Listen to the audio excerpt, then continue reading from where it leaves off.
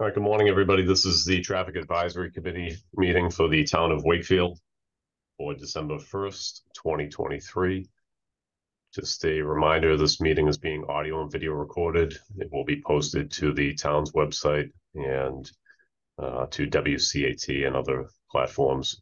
If you could remain muted unless you're invited to speak, and try to speak as clearly as possible as closed caption is enabled. I'm going to call the meeting to order. It's 8:33. Start with attendance. I have Steve Mayo, John Connors, Bill Renault, Dan and Lois Benjamin. I have Matt Keeley. I have myself, Joe Anderson. And Joe Conway, our DPW director, will be a couple minutes late, so we'll mark him present when he arrives. Item number 3, Dan, would you lead us in the Pledge of Allegiance, please?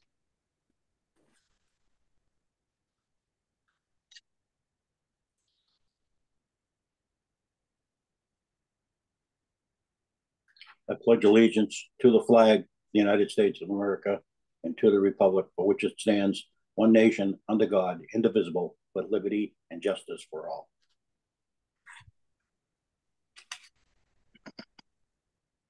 Thank you, Dan. All right, item number 4 is public engagement. I would ask any members of the public that have anything for traffic advisory that isn't an agenda item, so something else other than an agenda item, if you could please raise your hand, and then I'll invite you to identify yourself by name and address, and you'll have a few minutes to address the committee. If you do have something for an agenda item, if you could just wait for public engagement for that specific agenda item.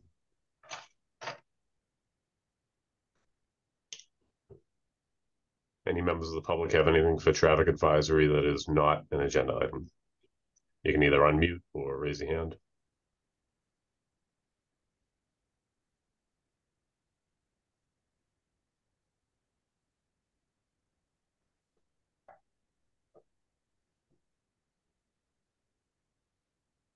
All right, final call for public participation. Again, we will allow public participation for each agenda item as we discuss them.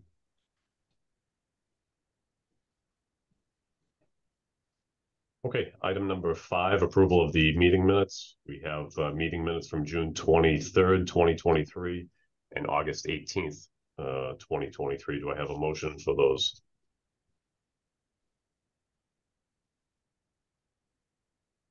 So moved.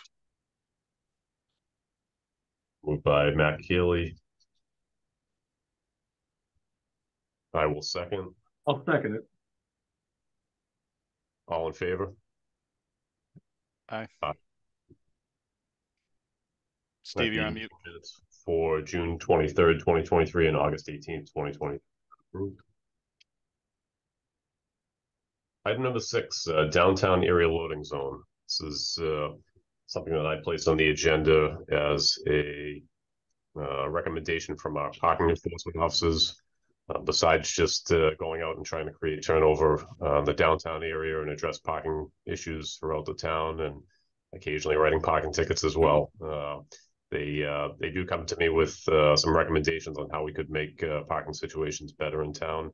I think they're some of the best suited to give feedback on that as they patrol day in and day out. They speak with residents and our business community, and what they've noticed is our downtown area lacks an actual established loading zone for delivery vehicles. This is something that I think if you travel through the square, you see during the daytime, delivery vehicles sometimes block the crosswalk. They take up multiple parking spaces. Sometimes they double park in an effort to make their deliveries. They create sometimes quite a headache for people trying to back out of parking spaces, pedestrians trying to navigate our crosswalks, and I think we can support our business community a little bit better by having a little bit more accessibility for them. So the recommendation that they had was to look at the first 2 parking spaces on Princess Street. It's right at a crosswalk there, so they would be able to make their deliveries by hand truck and whatever else they have to both sides of Main Street and some of the businesses off of Princess Street. Right now, we have one 15-minute space that was approved during COVID for kind of quick service food and laundromat and things like that in the area.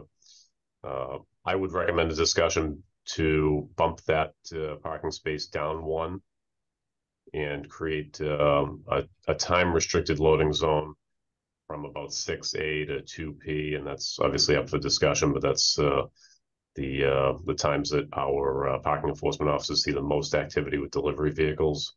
This would keep them out of our Main Street area, away from crosswalks, have accessibility there, and if we make it time restricted, we would be able to have anybody else park there outside of those hours.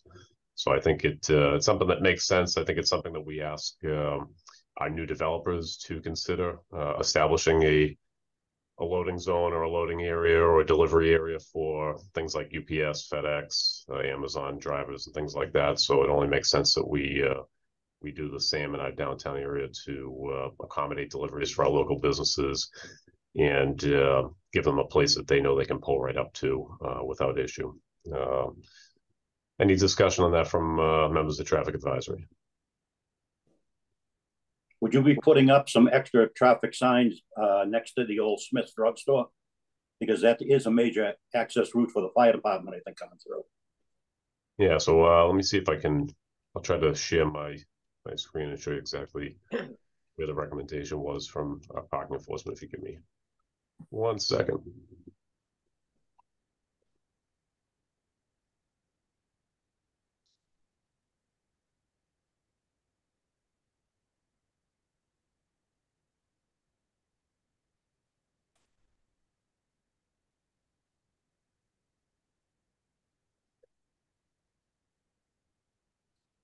You go into Google Earth, there's actually a FedEx truck in the parking spot. So that Yeah, worked out pretty well. I was going to say the same thing, Bill. All right. You want me to share screen, Jeff? This should be sharing now. You guys see it? Oh, starting up. Yep, there you go. Yep. Here he is. Yeah. So as Bill pointed out, it's kind of become a little bit of a delivery spot already. The problem is, as you can see, it obstructs the view of the corner when they do kind of park in that hash marked area there. You know, the proposal would be to take these first two spaces, have them designated as loading zones, deliveries only from 6A to 2P, bump that 15-minute space down one spot here, and delineate those two spaces for deliveries. This would prevent the obstruction of the corner and the crosswalk there. A lot of what we see is delivery vehicles by cravings. They'll block the entire crosswalk or part of the hash marks and spaces in front of the crosswalk. They will park in front of the fire hydrant here on Albion Street and take up even an additional parking space there, or sometimes obstruct the crosswalk on that side. They'll double park and block people in all over Main Street. So I think this is probably the best space that we can come up with that has the least impact to the Main Street area, but is still accessible. And yeah, I think it would still enable us to keep our 15-minute space right by the laundromat, which would still serve a bunch of businesses in the area, including the coffee shop. Lieutenant, put an extra sign over by the brick facade of maybe the old drugstore, just so somebody would know that.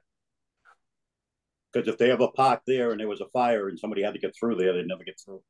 Yeah, so you bring up a good point too, Dan. Sometimes we see delivery vehicles parked on the sidewalk there, which clogs up Princess Street. So maybe as part of this, we would add some additional signage here.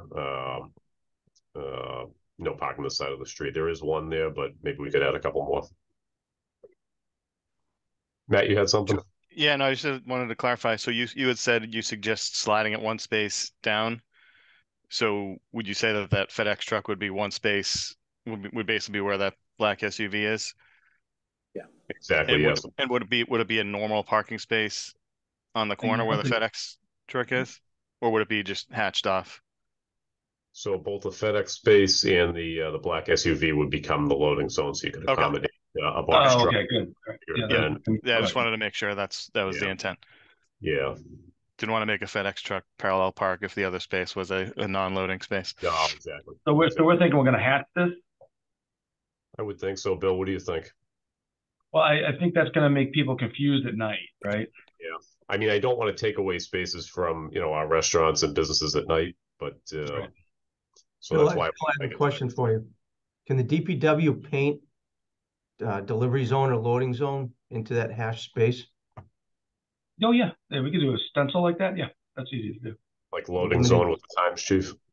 Yeah, it eliminates any confusion. I think that's a good call. Yeah. Yeah, I like that. Because besides FedEx and Amazon, like Matt said, we do see, box truck deliveries for especially the restaurants. So we need those two spaces. Yep. Mr. Mayo. Yes. Did I unmute? Yeah, I unmuted some.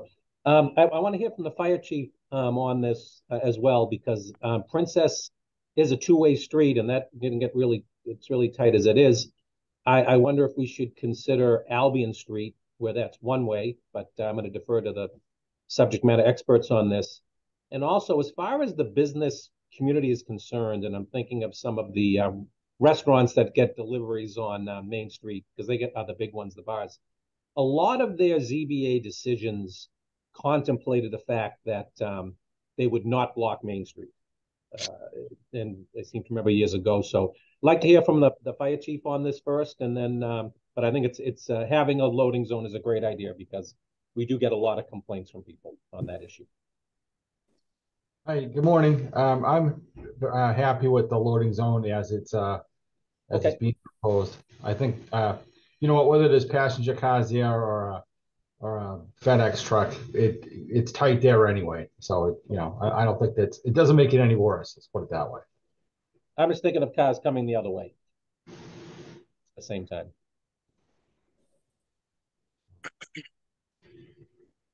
If you're happy, Chief, I'm happy. Yeah, I think we're gonna have. I think what I'm trying to say, Steve, is we're gonna have to have a problem anyway. Okay. No matter what's, All right. no matter what's there. So. I think, Chief, you've seen it too. They park on the sidewalk there when there is no space in the square. So I think if they had a place to go where that FedEx truck is, it may eliminate some of that illegal parking on the sidewalk, which definitely clogs it up more. Yeah, I agree. Yep. At least that's the hope. If we can reduce that, that would be good. So if we're painting loading on the pavement, is there going to be a sign stating that it can be used by other vehicles beyond 6 a.m. to 2 p.m.? Yeah, so we'd have to do deliveries, loading zone deliveries only between 6 a and 2 p. I'm not sure if there's any other approved signage that would allow for any additional wording there. And Bill, do you have I any think that works. ideas? No, I mean, anything to add I to think it? we can come up with something that makes sense, I think. Okay. Any Joe Conway for us to see your hand raised? Lieutenant, what does it say on Richardson Street, down by the farmland? Do you know what that verbiage is? I'm trying to look it up. I can't find it fast enough. I think we have something similar right there. All right, let's zoom over there. Hold on one second. It'd be along the side of that building there.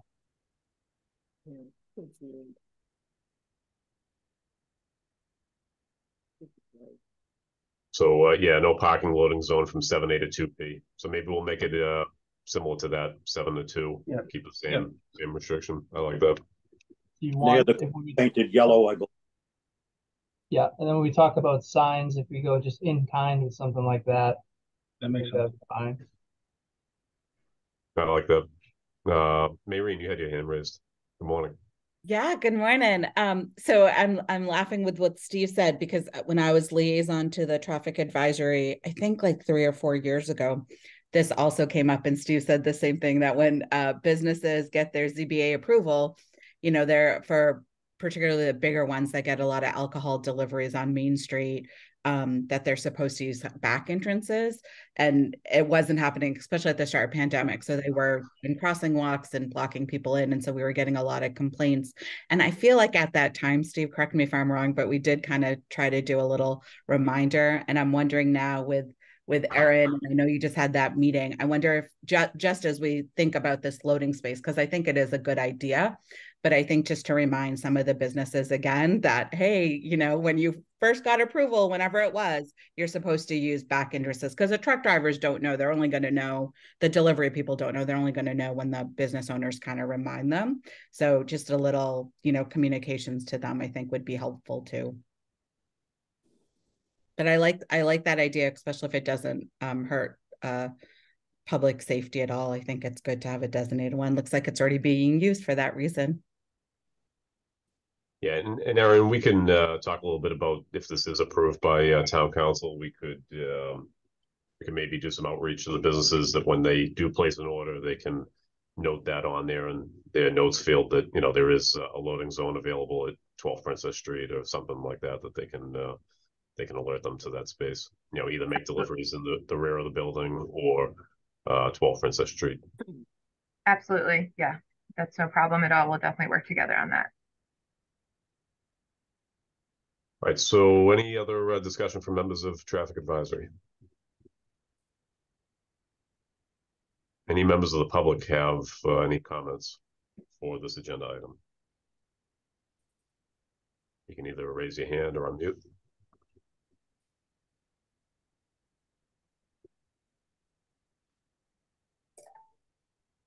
All right, I would like to make a motion that we approve a loading zone restriction for the area of 12 Princess Street for the first 2 spaces from the hours of 7 a to 2 p. That would be Monday through Friday. And we move the 15-minute space that's currently there 1 space down. So moved. Second. All in favor? Aye. Aye. Aye. All right. Thank you very much. We will send that over to town council for their consideration.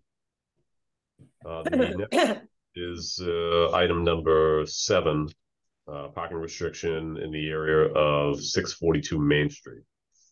So we've received some complaints not only from residents on the traffic queuing that occurs during peak hours in the area of 642 Main Street, but also from residents of the Franklin Street area. And I will, I'll show you the area that we're talking about on Google Maps here in a second. But basically what happens is when vehicles are legally parked in that area, it creates queuing all the way down to JJ Round and sometimes even further.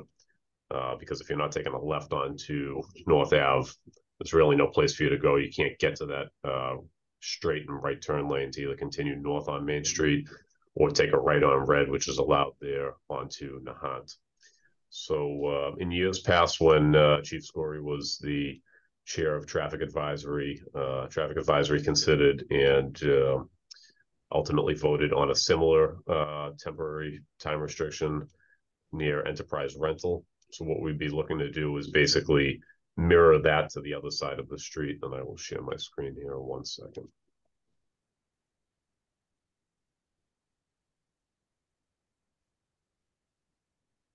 Can everybody see that? So similar to Enterprise Rental, is no parking from 6A to 10A.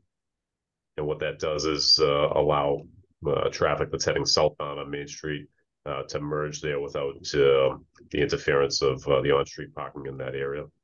What we would be looking to do is to add a similar time restriction from the curb cut at 642 Main, where there's a barber shop. And then there's a no parking here at a corner toward Dunkin' Donuts anyway. I also have a photo from a resident that was sent to me. See if I can stop sharing and pull that up. 1 second.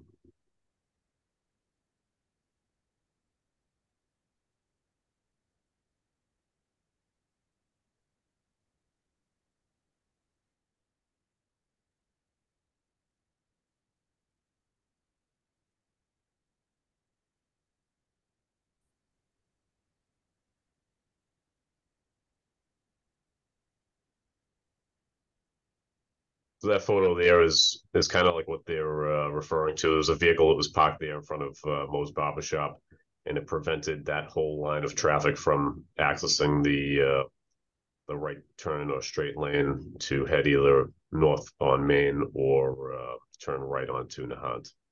I think it's especially an issue during the morning rush commute. So I would like to get your opinion on making a similar restriction on this side of the street.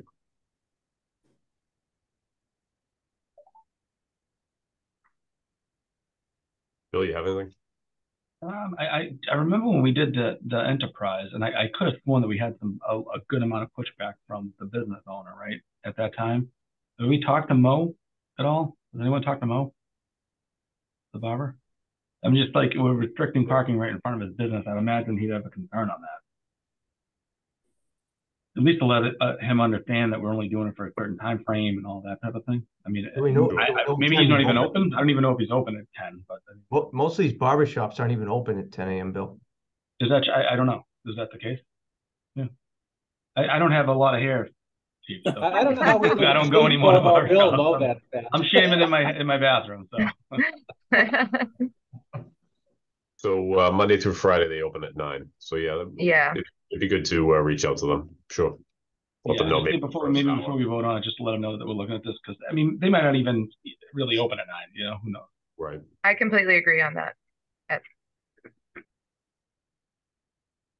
Any other discussion from traffic advisory? While we're in this area, is it possible to put up a sign that says no left turn coming out of Dunkin' Donuts? Maybe on close to that telephone pole. I believe it's illegal to turn left at. So that may have been a like a ZBA condition, but we do not have. I'd have to look at that. Yeah, we can go through the decisions and find it. Yeah, why don't we do that? Bill and I will get in touch with the Board of Appeals and see if there were any conditions on that, because they may have been. That's similar to like Irving Gas Station on Salem Street has a no left turn onto Salem Street. That was part of their conditions, so we should look into that. I think there already is. I'll take a lead on that, Joe. Drive-through. Okay. Say it again, Tim. I think there's already a sign there, but it's at the drive-through where you just come out onto the sidewalk. But if you were coming up, you wouldn't see it. Mm-hmm. Okay. All right, we'll look into that. And then I think we should table this for a little more outreach to the business there, and we'll bring it back at a future meeting.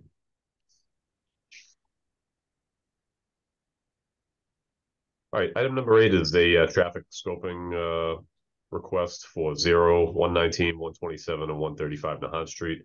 It's a proposed 100-unit 40B multifamily apartment building referred to as the Residence at Nahant LLC. And I believe we have Scott Thornton from Van Ness to present. How you doing, Scott? Good, Lieutenant. How are you? Doing well, thanks. Nice to see everyone. I'm also here with Tony Capichetti from Hayes Engineering, who's doing the site layout for the project. And I have a few slides just to go through, give you an idea of what we're looking at for the project, if I can share my screen. Sure.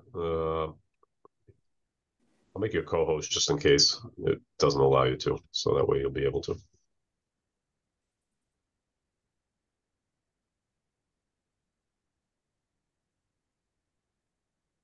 Okay, can you see the site location map? Yep. Perfect. Okay, so the site is, I think it's actually got a few other addresses, 0, maybe 119, 127, and 135 Nahant Street. It's on the south side of Nahant Street. There's currently, I believe, a machine shop and a couple houses that are there. The project is proposed 40B residential multifamily, looking at about 100 units in total, approximately 135 parking spaces. And Tony, feel free to jump in if I'm misquoting anything, but so far so good. Okay, great. It's a good start. So access is proposed. I have a site plan as well. Access is proposed through one driveway located at the east side of the site.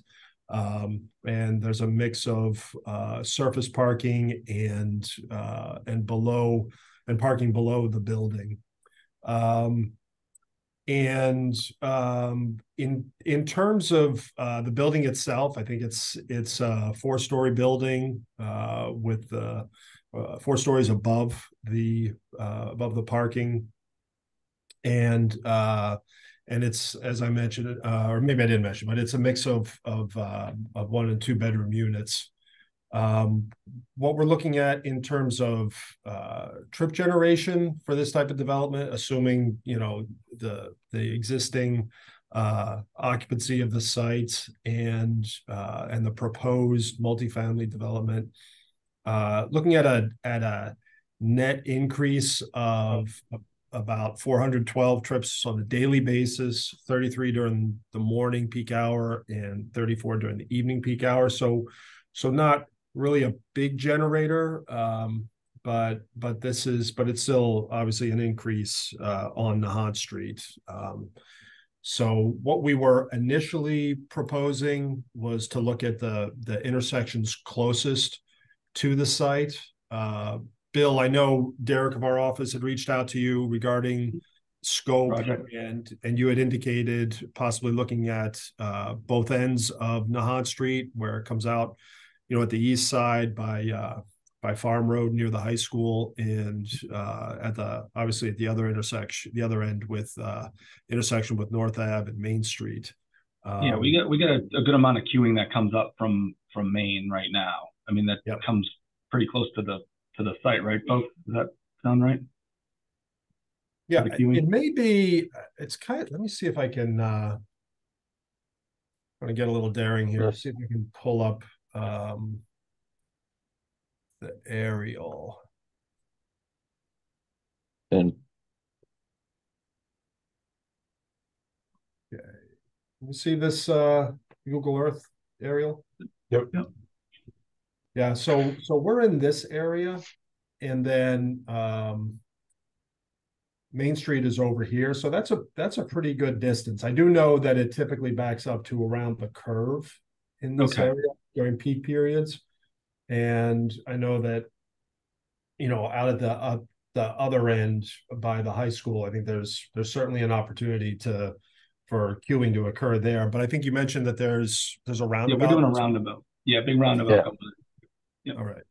So that should alleviate some of the congestion here. And at the Main Street intersection, you mentioned something about a tip project. I know we were looking at some modifications there on behalf of 10 Broadway, but I think you mentioned that there was a full-blown tip project for North Ave and Main Street. Yeah, yep, full blown. Yep, we're doing the whole intersection over. Okay. So we can, we can look at that if you think it's warranted. Like I said, we're not, with 30, 35 peak hour trips, it's not a big generator. I think our main concerns are going to be, at these intersections, we want to see what the impact is going to be at the locations closest to the site and make sure that we have adequate site distance and visibility there. I think if you have these other projects that are proposed, that's probably going to address any increase from this project. But if you want us to look at it, we can do that as well. Yeah, they are down the road. That's just a concern. If there's a temporary thing that needs to happen in between, that's more what I'm thinking. The TIP project isn't on until fiscal 28. So, that starts in 29. By the time this is built, it's probably 2030 or something to that effect. So, this will be occupied well before that. Yeah. The roundabout, though, that's a quicker deal. So, I think in the Nahant end's probably okay.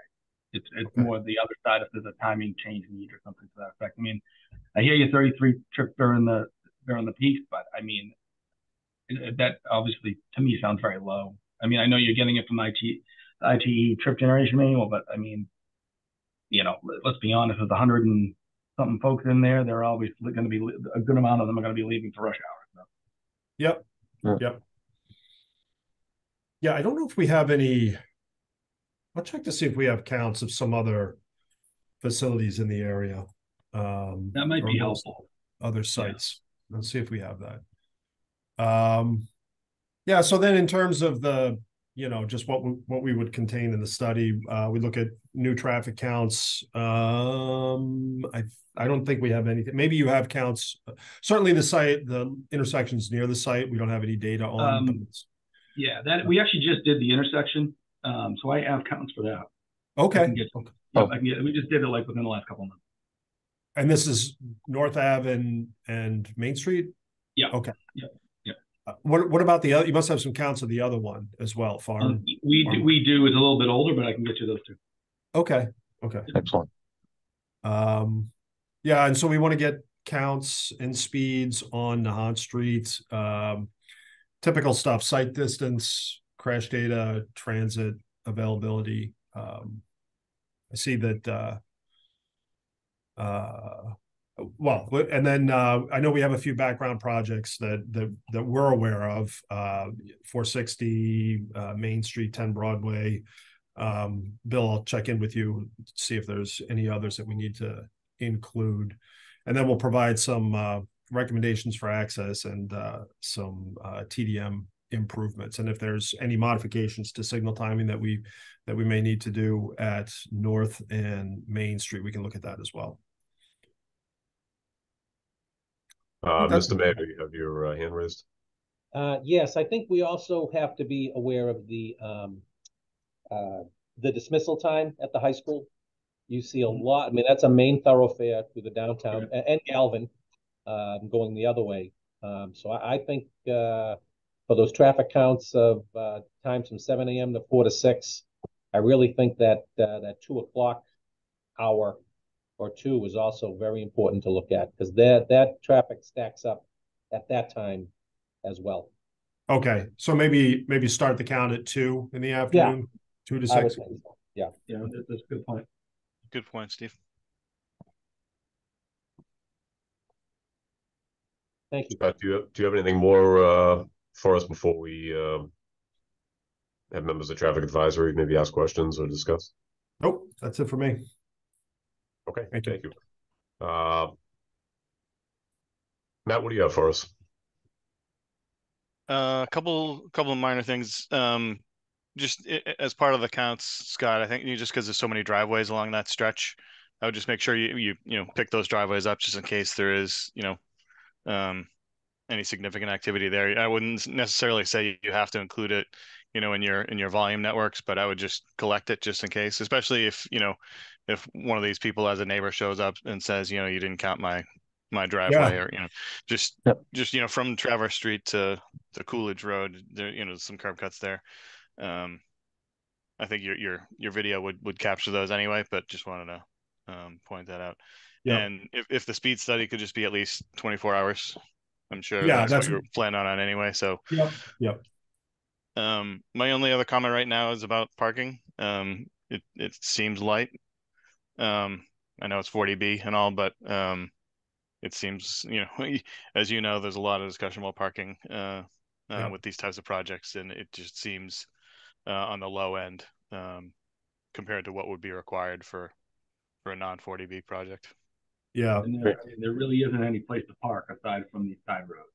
So I mean, we can't have this impacting other neighborhoods. Yeah. No, what's the breakdown unit? Are they all one bedroom? So they're very 1 and 2 bedroom heavy. We do have 10% 3 bedroom because that's required under the 40B regulations.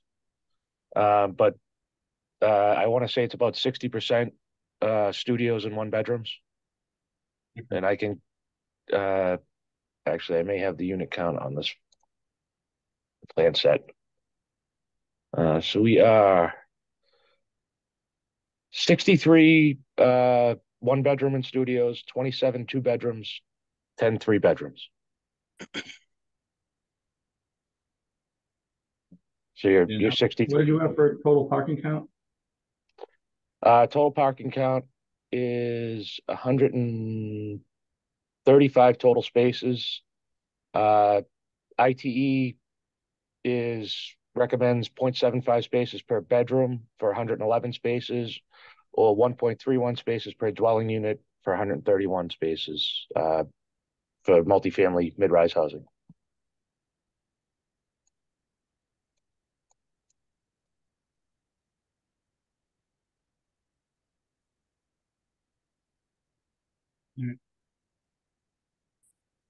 Yeah, I think Tyson.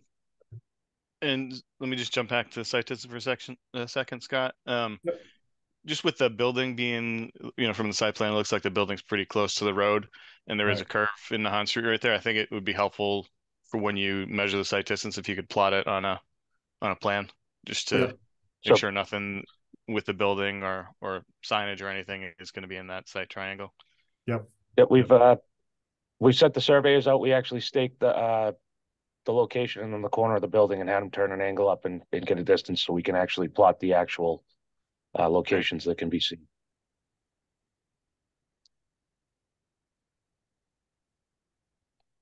And do you know offhand what the grade of the driveway is going to be? Just based on a quick look at the site plan, it seemed like it might have been a little steep, but I just took a quick look. It's just that quick move from Nahant, like right into the driveway and right into the garage. It's a 5% coming up off the edge of the road. So it's instead of going down like it does now, it's going to actually come up from the edge of the road.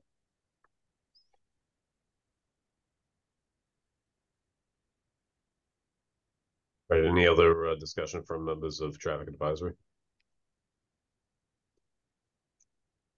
I think before we open it up to Dan, I think you're on mute. Could I ask how many handicap spaces? I believe it is 5 handicap spaces, which is the requirement for up to 150. Yes, 5 total handicap spaces. And I want to say 4 out of the 5 are van accessible.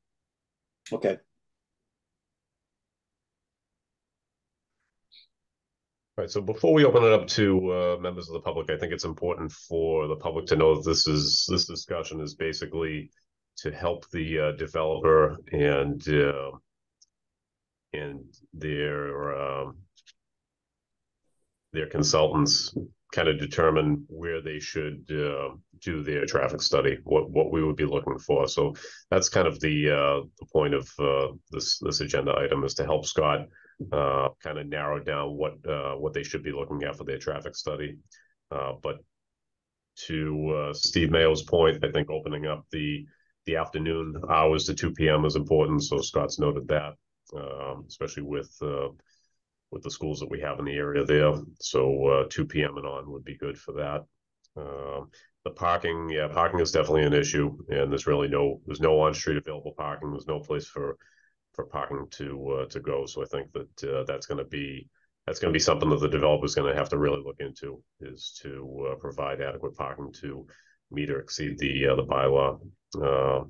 Delivery vehicles, like we just talked about in a previous agenda item, there needs to be a place for delivery vehicles, Amazon, UPS, FedEx, those types of things, Uber Eats. But to that point, I've received some emails. One was included in the meeting materials from residents of Nahant Street. It's a cut through. It connects, Saugus and even as far out as Lynn to Wakefield and out to 128. On our end, at the police department, we receive a lot of complaints, not only for speeding vehicles, but the volume of traffic, the type of traffic. It sees a lot of truck traffic, even though it is a truck restricted route, and we do have not only traffic patrols there as often as we can, but we've enhanced signage to alert trucks that it is a restricted route. Despite that, we still get violations there from truck traffic, and there still is a regular amount of approved truck traffic. There's a DPW pit, so obviously trucks are able to access Nahant to go to the DPW pit. There's exemptions to the truck restriction, which include utility companies, Verizon, National Grid, the light department, town-owned vehicles. There's several exemptions to that truck restriction. And the point I'm trying to make is, 35 or so trips in and out a day, even though I think that that's light, it's more than just that. It's the Uber Eats, it's the Amazon and FedEx deliveries, it's the visitors, it's the truck traffic that already exists. It's the fact that it's a cut through. This is going to be this is going to be a difficult one. 100 units on the Hot Street is going to be difficult because it's already a difficult street to begin with. We just had an accident there last night. Despite the fact that it's a lower speed limit, it's a windy, narrow road that people use as a cut through. So as a result, we see a fair amount of speeding there. And that results in accidents. And some of the accidents, like we had last night, took down a telephone pole, wires down, injuries. Luckily, it was a single car, so it didn't involve other vehicles, which can be even more.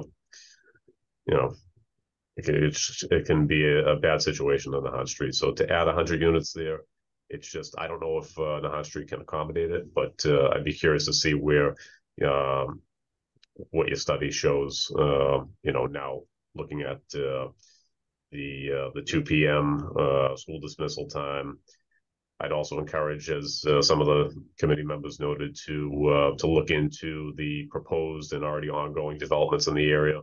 Those obviously have a cumulative effect and impact on surrounding streets. So, Scott, like you said, 10 Broadway and the like, even though there are tip projects and things that the town is looking to do to improve.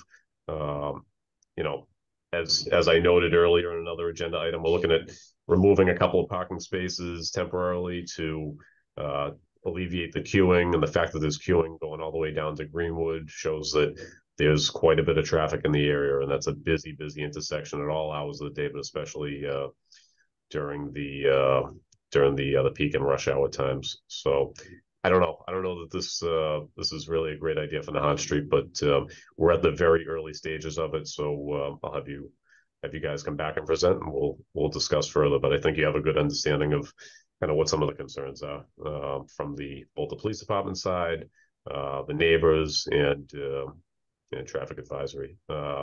Chief Sullivan, do you have anything for us on the Hot Street? I think you probably have similar concerns, but. Yeah, I mean, I'm concerned about the size of the project. Just a comment on the map. Middlesex Street doesn't go all the way through to Nahat. That's a driveway that services a couple of condo units. That doesn't really make any difference, but it's bothering me. I'm thinking of speaking of cut-throughs, I'm thinking of an increase in traffic on Traverse Street. People going down Traverse Street to get to Bennett, to get to Main Street that way. If all these projects, they're all being proposed at the same time, if they all add on to that queue, that's something to think about. I missed something about the grade of the driveway. Did someone say that the grade's going to change? Because it's down now into the development. Did I hear that That is right? correct. So it's actually gonna rise up about 2.5 feet from the entrance of the garage to the back of the curb or back of sidewalk. So it'll go up first before it comes back down. All right, just watch that because you want to make sure you can get like a piece of fire apparatus or a delivery truck over that. I'm sure you've already thought of that. But Yeah, we've run a swift path analysis. We do have a loading space for drop off and that sort of thing with the loading door that goes into the garage. But yeah, we'll provide a swift path analysis for you as well. And I think Lieutenant Anderson's done a great job. We're very early in the process. We're just trying to ferret out this information so we can provide the town with all the information it needs to review the project. Okay. All right. Thank you. All right. Any other discussion on this traffic scoping request from members of TAC? I will open it up to members of the public. If you could raise your hand and identify yourself by name and address.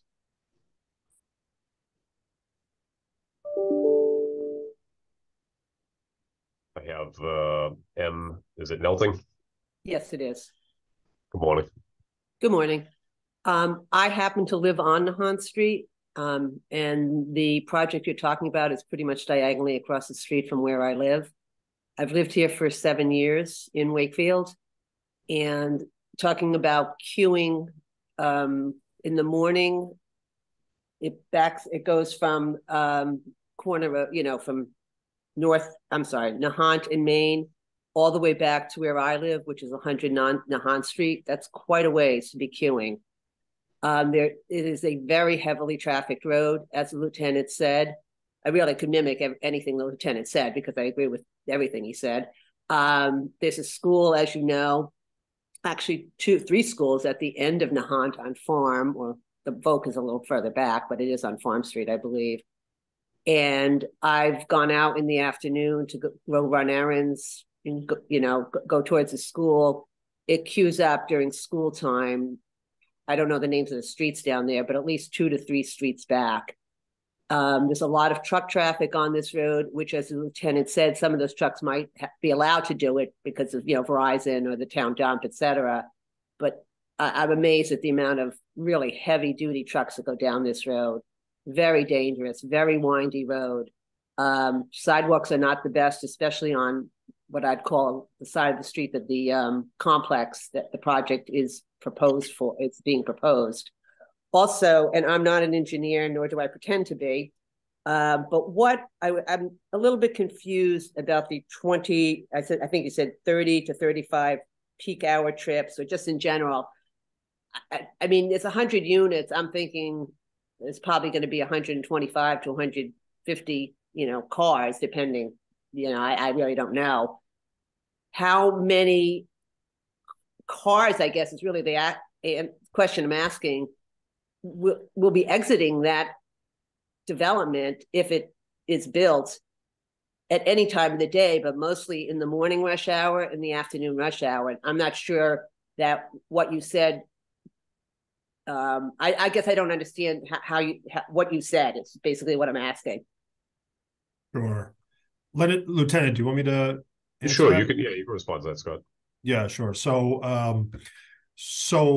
the trip estimates are based on counts of existing facilities, and during a peak 60-minute period in the morning and a peak 60-minute period in the afternoon or evening, we would expect a site that has 100 units to generate these kinds of trips. Now, it's like in the morning, some people leave for work at 7 a.m. Some people leave, so they would fall in, say, the 7 to 8 o'clock peak hour, but some people don't leave until 10 o'clock, or some people don't leave until 8 o'clock. So if they leave at 8 o'clock, then they fall into a different peak hour. So, and the fact that all the analysis is, and what the industry looks at is a peak hour condition. So we're looking at the peak hour when we do our traffic counts. We look at the peak hour between 7 and 9 and in the morning, and typically we look at the peak hour in the evening, say between 4 and 6. With this project, we're also going to be looking at the peak hour in the midday, which would be when schools are letting out, so sometime between 2 and 4. So during those 3 time periods, that's when the project traffic is the highest, and the adjacent street traffic is also the highest. So that gives us kind of a conservative condition to evaluate the impacts of the project. Okay, that helps me a little bit, but I would suspect that, as someone said before, a lot of people will cut down Traverse, take a left on Bennett, and that's going to increase the traffic there. I'd also suspect that a lot of residents will be going down Hart Street, H-A-R-T, taking a left, let's say, or right for that matter. You can do either or. Hart Street's a very small street. It's probably only, 6 or 7 houses. Or any of the other side streets on what I'll call the even side of the street, because most of those side streets Eventually it'd end up on Water Street, which is what I would consider a major thoroughfare in Wakefield. Right. I mean, like I said, I live here, and my window, as I'm looking at it right now, faces Nahant Street. So I can see the amount of traffic going down the street. And that's in the morning, the afternoon, the evening, etc. And people, as the lieutenant mentioned, I mean, this is not anything to do with you or your complex, but people are going way over the speed limit. The traffic is steady pretty much. I'm not going to say in the middle of the night it's not, but from, morning, so probably 8 or 9 o'clock at night, it's a steady stream of traffic. So I cannot see adding 100. I cannot see adding 100 plus spaces, which are going to be the equivalent. I'll say, 70 cars. I really don't know.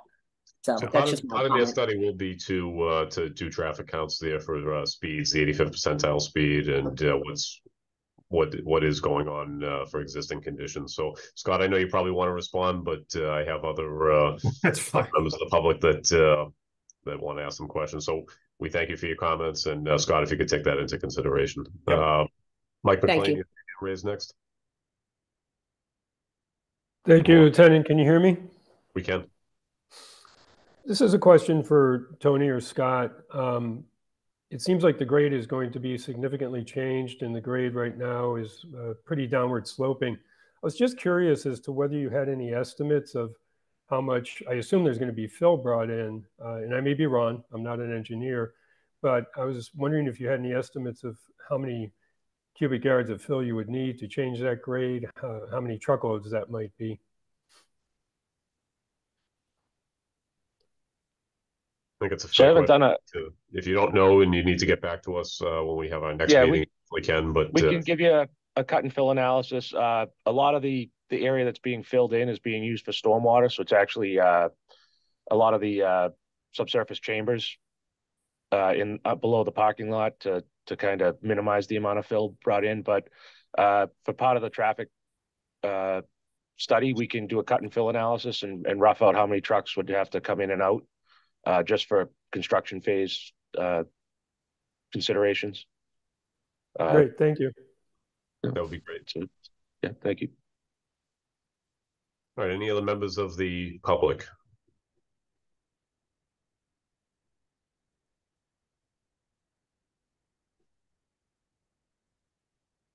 All right, Scott, any questions for us as you move forward with your study? Yeah, I don't have any right now. I think the feedback that you've all provided has been very helpful, and we'll modify our initial assumptions accordingly. And if we do have any questions, I'll be sure and reach out. Okay, and I'm sure Bill can get together with you on some of those existing developments or proposed developments and some of the projects that DPW has ongoing. Yep, absolutely. All right, Tony and Scott, thank you for your presentation. We appreciate it. Okay, thanks very much. Thank you for your time. We appreciate it. Take care. Thanks. All right, moving on to item number 9, zoning proposal presentation. The MBTA Communities Working Group is going to present on the zoning proposal and discuss the impact to traffic and parking. I think Aaron Kakinda is with us, and Aaron, I'll let you kick it off. Yeah, so I'll just kick it off. I've met, I think, most of you on this call. My name is Erin Kokinda. I'm the Community Economic Development Director for the town. I've been kind of the internal lead here for the 40A, working with a number of other folks here in town for this proposal. We created a working group at the beginning of this year, and Jim Hogan is our chair. He's our vice chair of the planning board. So this has really been going through the planning board. We've had a number of public meetings over the last 2 months, as well as a number of our working group meetings, which are all recorded and can be seen online to kind of give you an idea of the proposal that we have in front of you today.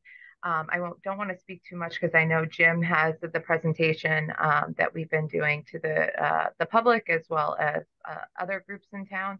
And so it will kind of go into the background of 40A, how this came to be and how we kind of came to this decision of what we're proposing. And I think the big thing of why we're here today is to, one, discuss traffic from this proposal as well as parking. That's something that we've been going back and forth with as a working group, and would love the expertise of this group as we move forward. So with that being said, I'm going to pass it over to Jim. I know he has a quick presentation just to give you some background. And yeah, I'm here for any technical questions. So thank you. Thank you, Aaron. As Aaron mentioned, my name is Jim Hogan, 87B Gould Street. I'm the Vice Chairman of the Planning Board and working as the Chairperson of the MBTA 3A Multifamily District Working Group that was assembled to evaluate this requirement from the state. So if you guys can see my presentation, I'll try to run through this with a little bit of pace, but I'm more than happy to answer any questions if anyone has any after the conclusion of the presentation. So just as a summary, there's a couple years back, the state passed a law requiring communities that are serviced by MBTA infrastructure to have a multifamily zoning district that allows multifamily by right. So what we've done in the working group that was convened was to evaluate the state zoning law and create the proposal that you're going to be seeing later in the presentation. The proposed multifamily district will center around the Wakefield commuter rail station as well as our downtown business area. It will allow multifamily developments as of right that would be up to 3 stories in height with a maximum of 4 units per building. And the proposed multifamily district has been crafted in a way such that it would exclude commercial parcels along North Ave, Main Street, and Albion Street in order to preserve our commercial footprint. So just folks, if they don't understand, I think most people on this call probably do, but as of right means that a development project may proceed without a discretionary permit. Basically a permit that or an approval that you have the discretion to deny on the basis that it's a multifamily housing district or multifamily housing development. A special permit is a discretionary permit to allow development to proceed. And in the context of this law, multifamily means 3 units or more. So just before we get into the specifics of the law and what is being required by the state, just what if we don't comply? When the law was first announced in 2020, the state identified 3 buckets of money: Housing Choice Initiative, Local Capital Projects Fund, and MassWorks Infrastructure, that communities that were not compliant with this law would not be eligible for. Over the last 3 years, Wakefield's received up to $3.6 million from these programs. And I understand there's a couple more that are in the process of being landed, approximately $500,000 worth. Additionally, as we went from the Baker to the Healy administration, the Healy administration announced an additional 14 programs that are added to the list back in March, as some communities indicated an intention to not comply with the law. And as an aside, Attorney General Campbell, and as recently as yesterday, I heard the Housing Secretary, Ed Augustus, mentioned from the Healy administration that they don't view this as an optional. They view this as a requirement by states or by towns to comply with the state. So, there are some defined penalties for communities that don't comply, as well as I'll call some more nebulous, potentially more severe penalties if communities resist this implementation. So what are we actually talking about? The key requirements of the state law require a multifamily district and these are the numbers are for Wakefield specific. There's a bunch of complicated math that we don't need to get into and how they came up with the numbers for Wakefield specifically, but we need to have a district that would have a zoning capacity of 1,696 units. It's not a housing production number, that it's a mandate. It's just you have to have a zoning area that would allow that number of units by right. The minimum district based on the units per acre would be about 114 acres for Wakefield. And one of the main things to know is that you have to have a zoning district that allows 15 units per acre at minimum density, as well as it has to be sited within half a mile for us of our 2 commuter rail stations. You can't have a district with age restrictions, so you can't say it's only for seniors, and you can't make it so it's only studios only, because it has to be suitable for families with children. And again, in this context, it's 3 units or more. It counts as a multifamily dwelling. So In Wakefield today, we don't have any zoning that allows multifamily as defined by state law as of right. 2/3 of our land is zoned for single family use. We do have some districts that allow 2 families as of right in town, kind of more clustered around our downtown business areas. So the working group that was convened included members of the planning board, town council, ZBA, environmental sustainability committee, and a citizen who was selected based on their interest. And we came up with this map that you see on the screen right now. This zone is, again, centered on our Wakefield commuter rail station, as well as the bus route that is along Main Street and our downtown business core. We selected the Wakefield station on the basis that we found based on the lots that exist that you could get 4 units as of right allowable. And that if you bear with me and I go to the next slide, you can see on this slide, you see our existing zoning, and the blue dots represent the proposed district. You can see there's a lot of overlap with our existing business district, as well as our general residence, where 2 families are allowed as of right. So you're going from 2 to 4 in this zone that we're talking about. Some dimensional stuff as it relates to what's allowable today in our existing mixed-use zoning. Garden apartment, maximum stories are the same, maximum building height is the same, parking spaces requirements are materially the same in the current proposal, and that's honestly one of the things that we're looking for some guidance from this traffic advisory committee on. Is right now, as of right, you'd be able to develop a 4-unit building, which would require 6 parking spaces on the basis of the 1.5 parking spaces per unit. There's been some questions whether or not that's an appropriate number, or if it would want to be something that would be potentially lower in order to limit the number of cars that are being stored in the town, in this, the downtown area. So just for some development context for folks, these are some units that are some buildings that exist today that are in the districts that we're talking about. So there's a building on Pleasant Street with 4 units.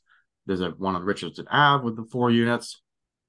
Wakefield Ave, there's 3 units, and on Avon, there's another building with 4 units. These are kind of what you see today that materially corresponds to what we're talking about. We anticipate in this district that we're talking about, you potentially could see some single families or some duplexes be converted into places that have 3 or 4 units, similar to this building on Chestnut Street that was completed in 2022, a conversion into 3 condo units on a 7,000 square foot plot. So just from development context, what does this mean? You can see on this map, I've located where all the different those example precedent photos are of existing buildings that exist today. In the town, just overall, we have approximately 11,000 housing units. The current housing units in this district are 1,641, and the proposed housing capacity, if we pass this district, would be 2,355. So that means that the proposed district would allow an additional approximately 700 units if you took all the houses in here, basically went and upzone them or rebuilt them to the full height and full unit count allowed by this as of right. And this represents approximately 3% of Wakefield's total land area. And that additional, again, I don't anticipate that you would see all of these buildings go from, whatever the existing building is up to the 4 units, because you have single family homes in the areas where you have, 2 units allowed as of right. You haven't seen all of them become duplexes across the entirety of the town. But if it were to happen, it would represent approximately 6% of the housing stock. That's kind of the upper bound of what we could see as an impact. So reasons why we're talking about this, from the state's perspective, the reason why they even passed this law is that there's a region-wide housing shortage. There's a whole host of statistics that we can talk about as it relates to where those are, but fundamentally, there's an estimated shortage of 200,000 housing units in Massachusetts, and it's leading to a number of impacts. Whether it be we're starting to see our population decline because people are being scared off the region due to high housing costs, inability for young people to buy new houses to enter the housing market, or older folks to downsize as they try to age in place. We're looking from a specific, why are we this proposal for this district for Wakefield is we felt very strongly that we wanted to center the district around the business district to try to make sure that if we're going to try to have places where we anticipate, I'll call gentle housing rising up from the existing housing stock of being allowed 2 units up to 4. We felt it made sense to locate that and site that around where we have an active business district, so we could theoretically have more residents that live near our businesses that could frequent them via walking, biking, other transit options, and increase the foot traffic downtown, support our local business. Additionally, you can see there's these offsets that are located that exclude North Ave, Main Street, and Albion. The intent is to keep our commercial districts commercial by not allowing housing units to be built as of right where we currently have commercial structures, and it's really where we want our commercial to continue to be sited. Additionally, we feel as if, by increasing the housing options, by expanding the supply, it gives people, local townsfolk, additional housing options in an area that we have seen some housing tightness in our housing market over the last couple of years. So just for people to understand, for the implementation schedule, so we started talking about this in April 2022 when Steve presented to the town council. There were a number of question and answer sessions held in late 22, early 23 by the planning board, talking, kind of trying to educate the public that this was something that was going to be coming. We convened a working group that developed this proposed district, and now we're in the process of having a series of public forums, the next one being on December 12th for the planning board to solicit feedback from the public on the final product that is coming up. And we've been making a series of presentations to town council, environmental sustainability committee, zoning board of appeals, and this traffic advisory committee. The anticipation is that we're going to have a town meeting, and a vote is anticipated at that time. And we have a backup town meeting because if we don't we have to comply by the end of 2024 in order to prevent us from incurring any of those penalties that I referenced earlier in the presentation. So as a summary, town leadership has expressed the intent to the working group that we intend to comply with the state 3A law on the basis of maintaining our ability to continue to access state funds, as well as preventing those other undefined penalties. A multifamily district of some kind will be presented to the town meeting before the deadline on the basis of that. This district is in full compliance with the state law. The proposed district maintains our eligibility for the state grants and provides a competitive advantage against other communities that are, I'll call it, say, dragging their feet. It provides an opportunity for Wakefield to help the local and regional housing production issue and, provides increased housing options for Wakefield residents. We're trying to center additional growth in the town on our business district and support our downtown local businesses by increasing foot traffic by siting more housing near our downtown business core. So there's more information if people want to know on the planning board website, and feel free. All the presentations have been recorded and are there for everyone's viewing pleasure and for reference. So with that, we're looking for feedback from people on the proposed district map and the parking ratios pertinently for this group as it relates to trying to mitigate future developments' impact on traffic in the downtown area. So again, right now we're at 1.5 parking spaces per unit, which is consistent with the balance of the zoning in town. But there's been some questions whether or not that's the appropriate number if we're looking at this going forward. So I hope that was quick enough for everyone. I know there's a lot of information here. I'm more than happy to answer any questions. Jim, thank you. That was a great presentation and definitely gave a great overview for me. There was a lot that I was kind of confused about with this law. So that was great for me personally. Erin, I'm sorry. I think I stepped on you. You had something. Oh, no, you're the chair. I'm sorry for interrupting. I think one thing I wanted to add too is we've been working really closely with Bill's office to kind of do some mock-up designs, if you will, of what parking may look like. And I know we have those slides somewhere here, so we can pull them up if we need to at some point. I don't know if we need to do that now, but we can open it up for questions. And if we need to use them as kind of guidance, more than happy to do that. Awesome. And Bill, I don't know. Yeah. Be good. Yeah. Jim, you. So I understand it correctly. So if the town created this district, it would essentially add 714 parcels, I guess, or existing dwellings would be covered under the new zone. Is that what it would? Not quite. So it basically, they're in the district right now. You're seeing there's approximately 1,645 units of housing.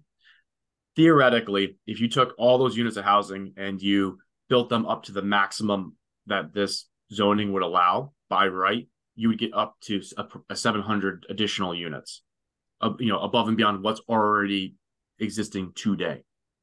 And that would cover the requirement.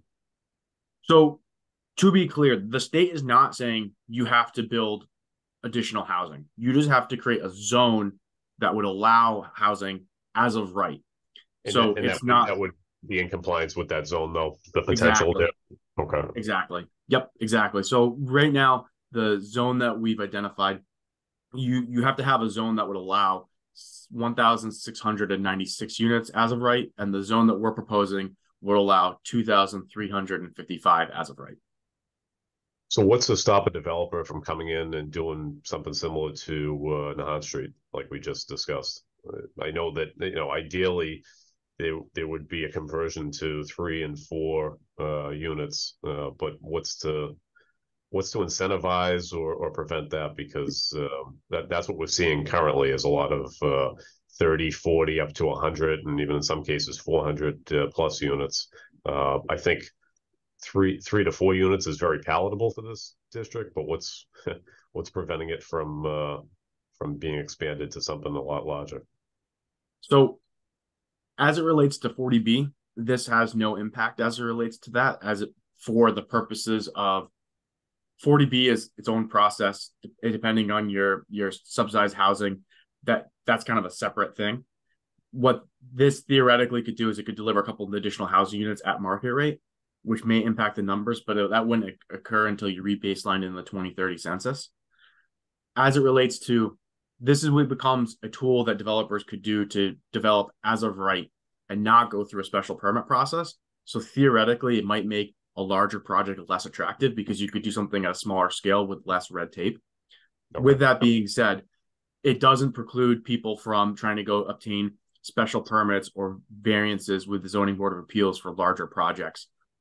If this was passed or not passed, they could still do, use that alternative zoning compliance mechanism regardless. This just applies a new mechanism that people could do that would do something, I would say, more modest in scale as of right, with less red tape. And that red circle that you're seeing right now is the half mile, as you see in the legend. But alluding to what Jim was saying, we do currently have, and you guys have seen it, you've had projects come in front of you, the 19032, the multifamily mixed use, which Jim was talking about. Within this district, people could come in front of the ZBA for these larger projects, but these are all what we're presenting here is all parcel based, and you could only do, no matter how large your lot size is, you could only do up to 4 units by right. Under 40A. Yes. Yeah. Okay. Yeah. So it just, heading one thing off that we've heard a lot of people ask, why aren't we including, for example, Foundry to quote, take credit for that development? Because that's a very large lot and you only get credit for 4 units. And so what happens is it drives your density way down, maybe too far in the weeds in terms of the math and how the law's working, but it actually hurts us to include that lot as opposed to helping us. Okay. As far as parking goes, I think especially with these smaller redevelopments and developments, people are bringing vehicles with them. They're bringing cars. I think no matter how hard we try to, even with the larger developments, incentivize making Wakefield more walkable, everything from electric vehicle charging stations to, bike racks and things like that we ask developers to do. They're bringing vehicles with them. It is what it is. So I think maintaining or having something in this 40A plan that holds them to our parking bylaw, I think is going to be necessary. I mean, don't get me wrong, I like the idea of less vehicles. Less vehicles, less traffic, less problems on our end, that's for sure. But it's just not trending in that direction. So I think we would need to hold them to the bylaw if that's possible. When you're talking about the bylaw, you're not talking about the zoning parking units per count. You're talking about the basically don't park on the street. No, the parking bylaws. Yeah, zoning units per. Yeah, what the allowable number of cars are. Yeah, correct? Correct. Yeah, I don't think we have the capacity to be adding in more cars. I mean, that's gonna on these streets. That becomes a real problem for us here, I think. Right. So I guess our question to you is, Joe, going back to you saying the reality is people still, if you're two people living together, both have cars. And I've seen people that do live together and they have one car too, right? So there are those folks out there. I guess our question for you is the reality is, we have the 1.5 we're presenting here. Do you think we could go down for the parking requirements, or Bill, like you were just saying, you don't think that is realistic? I wouldn't recommend it from my perspective and the stuff that we've dealt with here on parking restrictions and issues that we run into. I think you have to stay at the 1.5. I mean, I know it's very tight. I mean, looking at the numbers and the stuff, we did the analysis, kind of looking at how all of that would work on some of these lots, and realistically, it probably needs to be more than to build one. You'd have to have more than 4,000 square feet for a lot to build a appropriate parking lot for it, and then whether or not that's actually considered a parking lot or just a driveway with some parking on it. There's distinctions on that that I think you folks need to vet out, because that would also there are definitely kind of different requirements for those. And if you're looking at this as a parking lot, your minimum lot that you could fit 4 units on would be closer to 10,000 square feet. So that may be a strategy, as long as we're still compliant with the 3A stuff. Just basically, carving off the ability to build these, you knock it down significantly of what would actually be able to be built. I don't know if that was clear or not, but yeah, no, I guess what you're saying is it kind of, to make all these 6 parking spaces, say someone did 4 units, no matter what the lot size would be, to really make it work, it would have to be at least 10,000 square feet, correct? Or if it's a parking, if it has to meet the parking. So we have lot. to clarify that. Yeah. We have to clarify that with Ben DiCristoforo in the building department, because I have done calculations of how many different parcels we have based on sizes. And so about 20% of these lots within this district are about 10,000 and more. But yeah, we something for us to think about, Jim. Yeah, I think if the strategy is to try to, comply, but, restrict it with the regulations that we create for it, or the bylaws section of it, then that would be an easy way to do it. So, if you required it to meet the parking lot requirements, the minimum one would have to be 10,000 square feet. You just physically can't fit, the parking on a lot with the meeting our parking lot requirements currently. Matt, you have your hand raised. Yeah, just to sort of add on about the 1.5, I think considering a lot of the comments we get on this committee are about visitor parking. I mean, even if you restricted, the units to 1 space per unit, each of those units will have visitors, throughout the day and night. So I don't think the number of cars, it's still going to be there, like Lieutenant said. So I'm skeptical that reducing from 1.5 is going to have the intended effect. I think there's still going to be parking demand that needs to be accommodated. No, I agree, Matt. You have visiting nurses, you have, kids home from college. There's winter parking bans when there's snowstorms. There's a lot of reasons that off-street parking is definitely a priority of ours. It's just not always a guarantee. On-street parking isn't a guarantee, especially in this area. Yeah, I think we hear you loud and clear. We had, and the working group, we'd initially proposed the 1.5 to match the existing zoning bylaw. We heard that there may be some interest in going down, so we wanted to make sure that we had the conversation with you guys before we did anything. But I think what I'm hearing pretty definitively is that the current proposal is probably where we want to stay. And unfortunately, since these are smaller redevelopments and developments, there's no way to really get the developers to sign on to the shuttle system that's going to be coming soon with the development at the head of the lake. So it's not like we can really even leverage that, right? These are like 3 and 4 units. There's really not a whole lot of ability to kind of say, hey, contribute to the system and you'll be part of the shuttle service in town. They're small redevelopments. So I think that's the only thing I've seen in my time on TAC that's, I think, going to be impactful to reducing traffic and on-street parking is the ability to have a shuttle service that's provided through our downtown area and to our multifamilies. But again, it's just they're too small to ask that. Any other members of TAC have any comments or questions? Yeah, Lieutenant, I think we already have some residential sticker parking all over town. This would just add to that, would have half the town with stickers on them. And, No, you know, right. I see in 20 years, Wakefield looking like Dorchester with the 3 deckers. So I think you bring up a good point. I mean, our parking enforcement initially was developed to create turnover in the downtown area, right, for our local businesses, and then to address parking issues throughout town, but primarily to prevent commuters from parking in neighborhoods where those time restricted spaces are. And that resident parking sticker program is really to allow some on-street parking in our business district neighborhoods that are close to the commuter rail, and allow us to identify who's coming in from out of town and parking in residential areas to take the train into the city every day. It's really not meant to be a resident parking program per se. It's to alleviate some of the congestion in our residential neighborhoods that are time restricted for the commuter rail.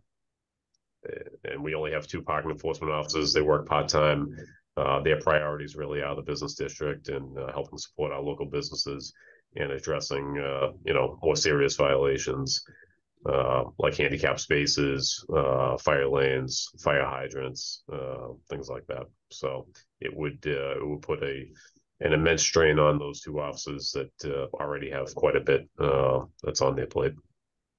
I mean, the other thing to keep in mind too is if we increased it by 0.25 and had it as 1.75, then you get an extra spot on every lot too, and we have to require that.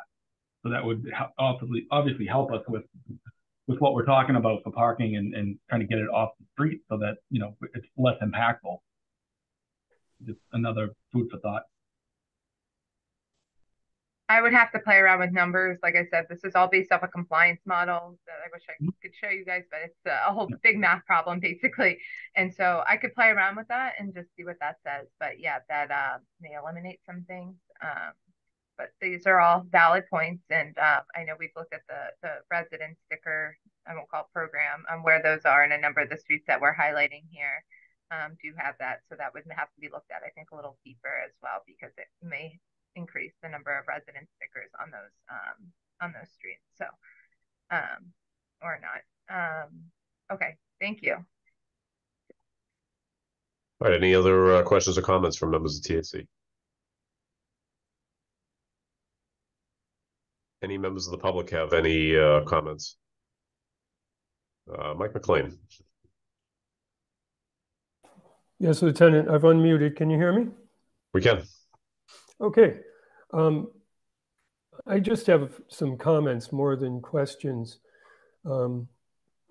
In presentations made to the town council and other presentations I've seen, we also showed the minimum district, which is smaller than this district that we're looking at. I just wanted to point that out. I also want to point out that this is a work in progress. So to the extent that, the TAC is asked to opine on parking, I see that as being fine, but you may not be looking at the district that ultimately passes town meeting because there's still a lot of work to be done. The working group has done tons of work. I've watched hours and hours of their meetings. So I think what we might have here is a minimum district being the current public preference. I disagree with planning member and working group member Hogan on a couple of things. I mean, but it's all guesswork. How many of these units are going to be built? If you can't build out, you build up. Will it be a couple or will it be a lot more? I think it'll be a lot more. I don't see anything about 48 that I would term as gentle. I also think that I'll save a lot of my commentary for the next and final public participation relative to, public outreach. But we have, I was the only public participant in any of the work groups meetings. I think I made the last one. Relative to parking too, and when you look at this law, we can't limit the number of bedrooms. So we could also have, smaller units with smaller 3 bedrooms, which under our current zoning would be a 2.0. So again, I think the 1.5 is the bottom that we could go with there. I am, after this meeting this morning, going to send Aaron Kokinda a proposal, because I really think, despite the good work that the working group has done, that Greenwood has not been adequately pursued. If you're looking at the screen right now, you see a 500-acre circle with more than the minimum, what is it, 140 plus acres being covered. And I think what the working group primarily looked at, because it was GR, was about 37 acres in Greenwood. But a number of the members of the working group, Matt Lowry, Robin Greenberg, were very clear about how, and I think the working group itself was clear about how, you noticed on that one slide, I think it was slide 15, we had backup town meeting. So we could go to this initial town meeting with a larger proposal, and if it gets voted down, the working group recognizes that we would have another town meeting in 2024 to still comply. But I'm going to be suggesting that in Greenwood, if one looks just a bit to the east of where the working group did look, there are areas that are more dense and could reduce our amount of acreage and split up the district between the north and south. So just wanted to say that, that there's nothing really here to approve, because this is still a situation that, in my opinion, is very much in flux. And a number of members of the town council, as well as I think a majority that have spoken from the public, have indicated that they prefer the minimum district, which we're not looking at right now. That's really all I had at this point. Thank you. Thank you very much. Anybody else from Traffic Advisory or Chief Sullivan? I'm all set. Any other members of the public? Jim and Aaron, we appreciate your presentation, and we look forward to having you back. Thank you so much. Thank you. Thank you.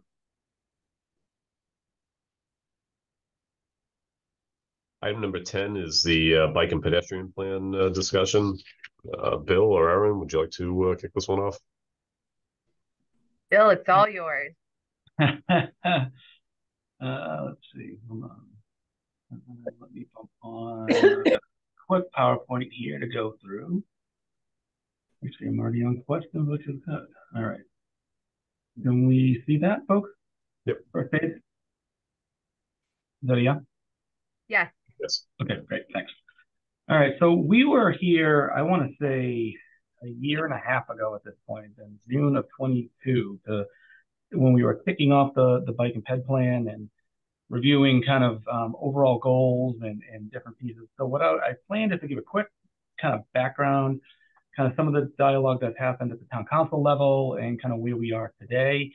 So first, our goal for the plan is really to encourage walking, biking, and rolling throughout the town, connect different destinations, via bike and ped as well, and then to advance our town's complete streets policy, which is a big one for me.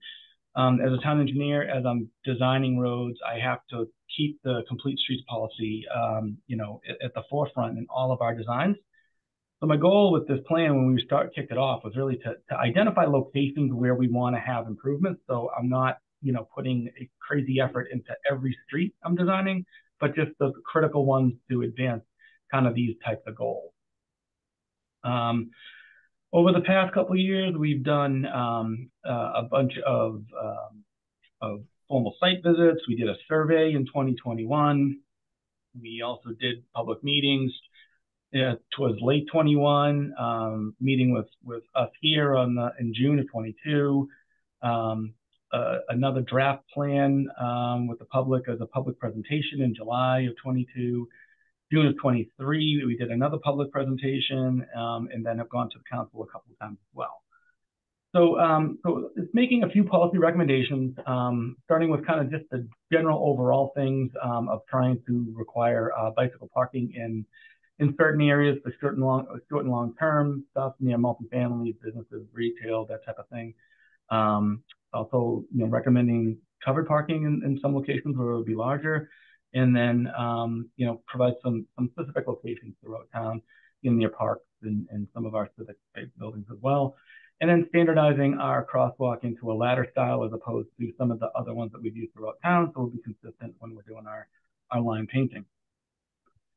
Jumping through, so this is a planning document. So planning documents in general are just giving you ideas of things you want to look at. I still, with any of these projects, we would have to go through a full design, and typically anything that has major changes, whether it's removal of parking, whether it's changing in footprint, whether it's realigning roadways, that goes to the town council for approval eventually, as I get through the design before we bid it. And then we move on to construction to build it. So looking at some of the ideas of what's been recommended. So they recommend essentially looking at all of our streets that are in the plan as in tiers. So we have different tiers that provide different levels of protection to the cyclists, and also we have areas where we're talking about pedestrians, but that's kind of a different thing. I'll just jump through the bike recommendations right now.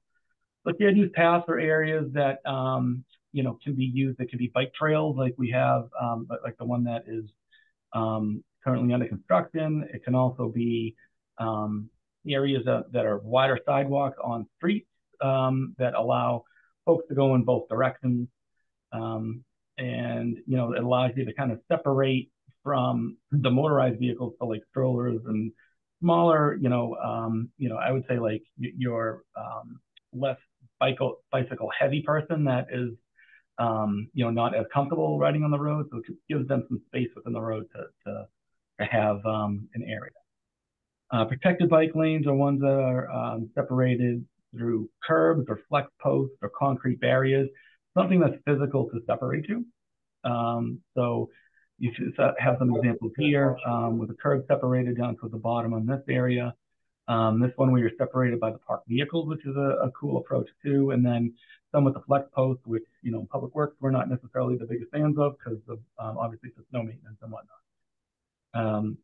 And then conventional bike lanes, and those are either going to be separated by a gore strip, this buffered little hatched area, or just paint. So it gives you an idea of what a conventional bike lane looks like.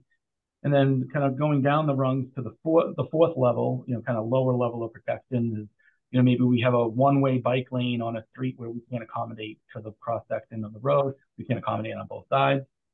And then the last is more of a shared street or Sharrow Road where the users can use every part of the road. These are on kind of very low traffic roads. It should be noted that share roads and shared streets, like in our bottom one here, are not considered Mass DOT bike accommodation. So just be noted on that. As I go for grants, I have to provide accommodation, so it would need to be at the fourth rung or above, just as I would go after grant funding. Moving into next one. So one of the big pieces as we went through our overall list was discussion around Main Street and the parking that's there. And the proposal was to look at removing portions of the parking on the street to accommodate a larger bike lane and shared use path combo, kind of like what we proposed on North Ave. After dialogue with the council at the last meeting, they asked us to salvage or have all of the parking remain in that stretch. So we've come up with a possible different cross section that would allow us to still meet our goals, save the parking, and just requires a lot more curb adjustments. And so we'll be advancing this at some point down the road as the recommended cross section. And if we move it into design, this stretch of Main Street is very expensive to construct because we have a lot of different competing interests. We have some drainage stuff that we need to do too out there that we're getting money for. But overall, the project is several millions of dollars, between $3 to $4 million worth of cost. So something that we probably would be looking to move to, ideally a grant-funded approach as opposed to taxpayer-based.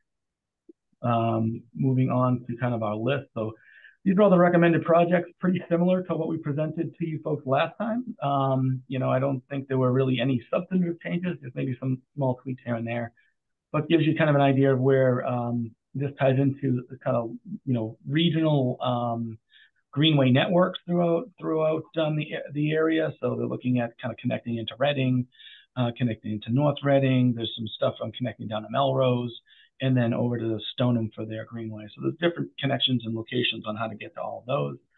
Also looking at sort of a loop around the lake. So we've already approved the North Ave project that is under construction currently, will be finished in the spring. We included the head of the lake portion as part of the Cabot Cabin and Forbes project. So they have a shared use path being proposed along Quinnipiac Parkway and in the park area in front of the actual development, in between the lake and the development. And then, basically we'd be looking at doing something kind of in these areas. Obviously a list of all different projects that we've looked at, sidewalks being the stuff that's here in the orange. A lot of those have already been started and initiated through ARPA funding by the council, which has been great to allow us to start moving in some of these priorities that residents have highlighted for us. And kind of a bigger picture look at what all of these projects look like. But essentially, that's our plan. I know I went through it pretty quick, and I'm happy to answer questions. But realistically, at this point, I don't have designs for all of these. These are something that I'd be advancing in the future and discussing, here and at the council for any real substantive changes that would require any kind of change in parking or change in alignment to the roadway. So I'd be happy to answer any questions. Aaron's on with me as well, so between the two of us, we should be able to tackle most of the questions. Awesome, thank you, Bill. So I guess my initial question is just that: if this moves forward and you do have actual design concepts, would you be presenting this to TAC before town council? I can do that. I wouldn't have a problem doing that. If that's what you desire. I mean, I think we've done it. We did it. I'm not sure if I came here for North Ave. I'm pretty sure I did. And then also for Albion Street. Those are like the last two kind of big ones that had some substantive changes that went to the town council for approval. I'd be happy if we want to discuss it here. I'm always looking for feedback in the design. Always happy to listen to input. So. Sure. I mean, I personally think it should. But again, we're a committee, not a commission. So there's nothing really that says that it has to. I think it makes sense to. We're an established committee that has a pretty well-rounded group serving on the committee. So I think it makes sense to kind of vet this through us first and kick around ideas on it before it goes to town council. So I think if we clarify that piece, I think I'm a lot more comfortable with the overall plan as a plan, and then as you identify funding sources and some actual concepts for specific locations, I think that's that clears up a lot for me about how this plan would move forward. My next question would be, as far as the lake goes around Main Street, I know this is kind of a work in progress, and it has been since June of 22, but are any of the greenway routes, do they include Main Street around the lake, or do they not? Because I've seen both. They do. That was their intent. Their intent is, so the greenway, the Mystic Highlands Greenway, goes from the lake to all the way into Mall. So that and they intended to kind of have the loop around the lake. I mean, currently we see folks walking into the parking area, sometimes over that white line. I mean, it's definitely not a safe situation. There's definitely a need for widened sidewalks, shared use path, ideally biking so that they're not impacting the folks walking. So that's kind of what the model was when I did North Ave, and I was envisioning kind of following that on Main Street as well. Digging in, because everyone's been asking about it. I've been pretty consistent in discussing with this that I'm not designing every single street right now. I'm trying to use this as locations that I'm going to be targeting the type of improvement for. So But with Main Street having all the different questions, I spent a little bit of time looking at the cross section based on the 60-foot right of way that we have there. Obviously, I haven't gone through to see where walls sit within the 60-foot to make sure I have all the room for everything. But as a general guide, came up with this as somewhat of an alternative. You would have this raised bike lane adjacent to the CIU's path that would sit kind of like on the other side of these trees. This is a good example of kind of what I was thinking.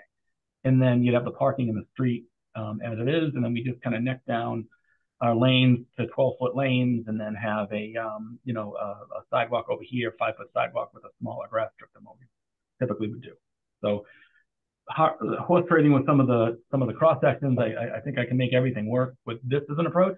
But obviously, I still got to go through and actually look and design it. Right. Yeah. Because what I remember from that presentation from MAPC was that they didn't, they had one kind of concept that they presented, and the way that I'm going to butcher his name, but David Lotzenheiser, I guess. You butchered his name, but that's him. Yep. Yeah.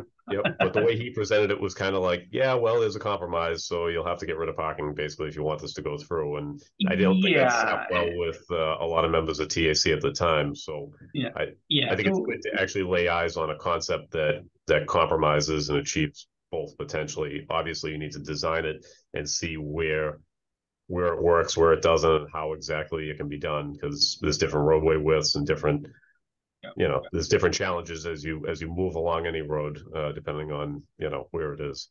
But right, I think building on that too, Joe, because there's also a lot of we're receiving money from Cabot Cabinet and Forbes to improve lake health. So there's a ton of stormwater discharges on that side of the street too. So one of the other challenges is sitting in a location to have treatment systems. So I'm kind of envisioning putting it where this tree's shown here in this little strip, and having kind of like filter strips that would treat it to get the same level of phosphorus and nitrogen removal before it gets in the lake to stop the algal bloom. So, there's definitely, a lot of competing interests, and I have not designed it. So this is kind of just a concept, but in concept phase, this fits. So.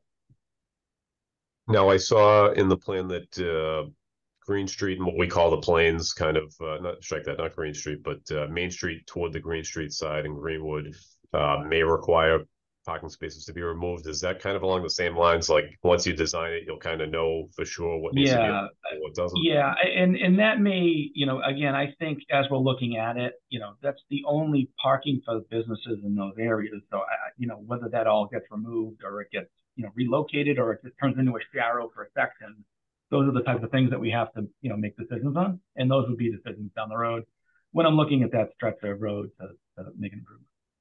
So no design for Greenwood yet, but you would try to incorporate something to maximize the parking, obviously, as best you could.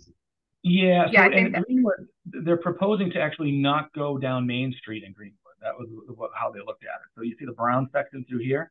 This is Main Street. There's your T station, and then that Main Street goes through here. So it avoids the areas that have the parking. So they're looking at kind of drifting over by the MBTA right away, using potentially some of that. I've done that in the past. In Concord, we did a bike trail that used some MBTA property. Doesn't necessarily mean that that's feasible, but that's the concept right now. And again, all of these things have to be worked out. So, whether that would actually happen or not, I have no idea without even having a dialogue with MBTA, but this was kind of a thought process that MAPC came up with. But I was pretty adamant about not removing the parking in Greenwood because, those businesses, there's not a lot of places to park anyway. So, that would be too detrimental to those. Steve, you had your hand raised. Yeah, a couple of points, Lieutenant. Thank you very much. Number one, yes, I'll say yes for Bill. Anything that has any change on the streets will be brought back to TAC first to get their input on that. So I'll take you out of the decision making on that, Bill. Sorry, but yeah, we'll bring it back. That's fine. That's what we're here for, right? And second of all, we discussed this. We discuss everything. We discuss these issues certainly among our management team here. In fact, there is another presentation going to the town council on Monday, the 11th, I think is the date of our next meeting regarding this project.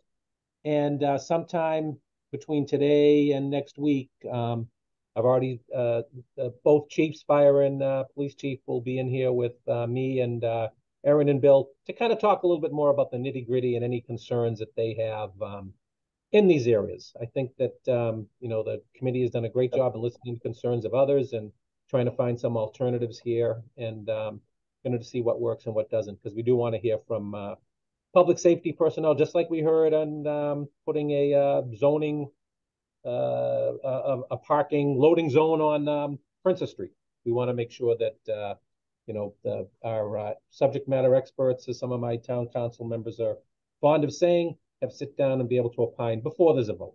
And I think that vote's a little bit off anyway. So I do appreciate the time, and this has been out there, and we do discuss these things internally with our team. So we want to make sure that everyone else gets a chance to look at it. So thank you. Thank you. The only, the one comment I will have to that, though, is that I just received this presentation on Wednesday, so we really didn't have a whole lot of time to submit this to the members of TAC for a thorough review. But I think I'm a little bit more comfortable knowing that once this gets down to a more of a conceptual level with the design phase, that it would be coming back to TAC. I think that was my one major hang up with what's being presented to town council, and are they voting on something that we haven't had an opportunity to provide some feedback on. And I think it's important because we do have a very well-rounded committee here. We have resident representation, we have Commission on Disability Issues, we have DPW, fire, police. So we have an independent consultant from VHB, traffic engineer. So we have quite a bit that I feel like we could definitely add some good comments that could be considered by town council when we do get to that design phase. So I'm happy to hear that. Completely agree, Lieutenant. I'd like to hear from Matt Keeley. Thanks, Joe. Yeah, like you said, just had a chance to look at it a little bit yesterday, and overall, I think it's a great plan. I was definitely happy to hear that that they want to maintain parking around the lake, and I think that cross section looks great, Bill. But I'm sure that there's probably some pinch points along that route that will make it difficult to achieve that cross section. But just the overall intent of maintaining the parking, I think is great. Yeah, looks very thorough, and yeah, nice job.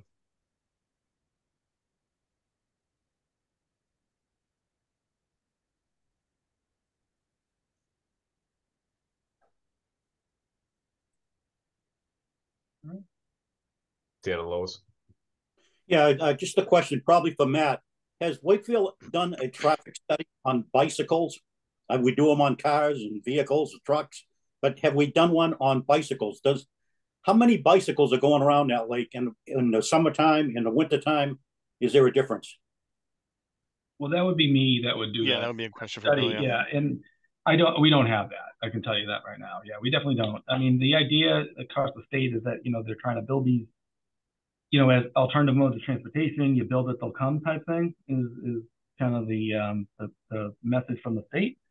I think you can see a high level of recreation in people using the lake. So I think the intent here is to get more users around it. I mean, obviously that helps from an economic development standpoint. That means that if it's safer for folks to go around, then they're stopping into downtown. So, in theory, it would probably even increase folks, the use of the lake, I would hope, by having wider paths and little bike spot for folks to go zipping around if that's what they want to do. And Dan, just to give you a general answer about traffic studies, I mean, every traffic study that we review, if they do new counts, those counts should include bike counts. They don't always report them, but the data is usually there in those counts. So if you ever wanted to say, oh well, how many bikes are on this street, we could refer to recent development projects that might have traffic counts, and they would have bike volumes. No, it'd be interesting to have those figures because nobody knows how many bicycles are going around that lake, and at the expense of parking spaces. If we put in a bike path, No, it's not at the expense. So the new cross section keeps the parking. So we've adjusted the approach. So this is a parking lane.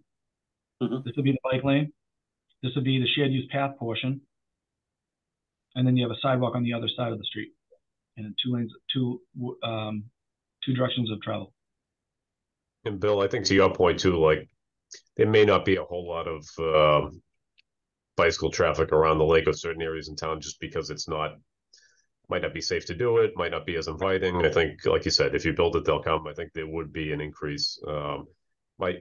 My question would be how many people were surveyed for this though? 360, I believe. Okay. And then yeah, it's on the PowerPoint. Yeah. Yeah, it's at the beginning of the PowerPoint. Does that do you have any sense of 360 responses? Yeah. You know how those respondents are spread throughout the town? Is it pretty random, or is it, you know, does it include sort of representations from throughout the different areas of town? It's kind of tough to tell from a survey. I would imagine that the folks that are, you know, bike supporters would be folks that want to be providing comment on a study on bike and pedestrian plans, would be my guess. But it was open to the public. Anybody could have done it. I mean, there were some negative ones in there too. I mean, you had both sides of it. I mean, usually it's a pretty controversial issue. So you had folks on both sides.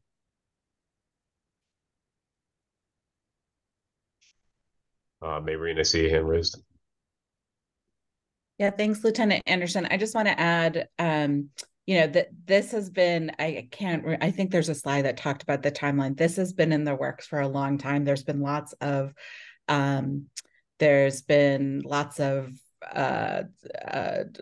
modifications. There's been a lot of feedback. Erin and Bill have been great about updating this. I also want traffic advisory to know that town council members, probably Steve too, probably Bill, definitely Erin, have been getting constant communications in addition to the 360 people who responded to the survey.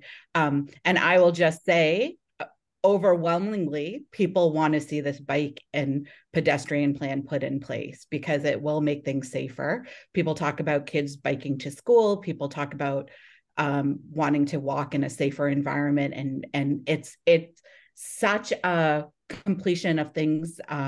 It's a great partner to other things that we've done. So Safe Streets, as mentioned before, our master plan that we're going to finalize soon, our visioning project that we finished. It's such a partner to all of that, and will help Erin and Bill and others do their job.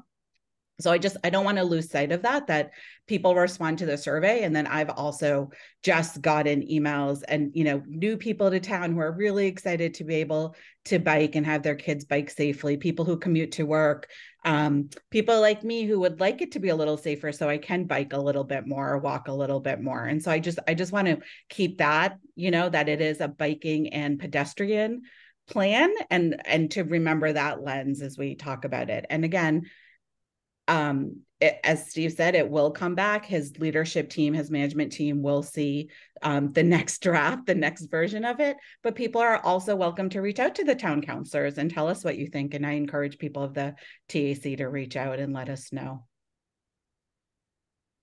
Thank you. Steve, you still have your hand raised. Was that from before? Might have been from before.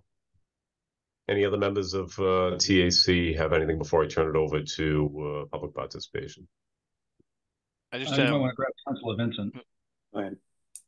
Yep, I'll go over to Councilor Vincent after Matt. You have something? I just had one question since I haven't, you know, taken a thorough look at it. Are there sort of missing connections throughout the town that you have any concerns about, Bill, or you know, would hope, you know, sort of aspirational to connect in the future? Or? Yeah, so we provided comment on that during over the last couple of years. You know, I thought there was originally, so that was something I asked to be looked at in more detail. So they've added some of the kind of civic locations on the map, showing how we could get, you know, between A and B, where the parks are, that type of thing. So it was handled pretty well, in my opinion. I mean, I think the other piece too is that I also get to leverage this stuff for developments that come in. I mean, we're typically pretty good here of getting funds for, you know, townwide initiatives. We've been peeling in the, $35, $40, $50,000 per development for like townwide traffic stuff, which has been great. I think that's a great thing that we do. So, having a plan like this where we've identified, locations and we're doing developments in the area. Well, here's what the town wants to see done for, in this area. Figure out a bike and ped thing that you should be doing, and so I think I see that as another benefit of the plan, Yeah, that's kind of the context I was asking it in, is, just to have that always in the back of our mind when we're reviewing developments, if there's any opportunities there. Yep. Council Vincent. Thank you, Lieutenant Anderson. Yeah, I'm one of the big proponents of having the Traffic Advisory Committee look at this plan. As was forementioned, I know that you had a presentation in June 2022, but the first time the written plan was promulgated was this past July. So to me, it's critically important that the Traffic Advisory Committee give this a thorough review. And I'm also glad to see that the police and fire chiefs are going to be meeting with Steve and his staff next week. Because in order for me to make a determination about a bike and pedestrian plan for the town that ensures the safety and well-being of all pedestrians, runners, bicyclists, and drivers, I need the subject matter expertise to give me their opinion on this. And I consider the Traffic Advisory Committee, coupled with police and fire, the subject matter experts that I need to hear from so that I can make a fully informed and thorough decision.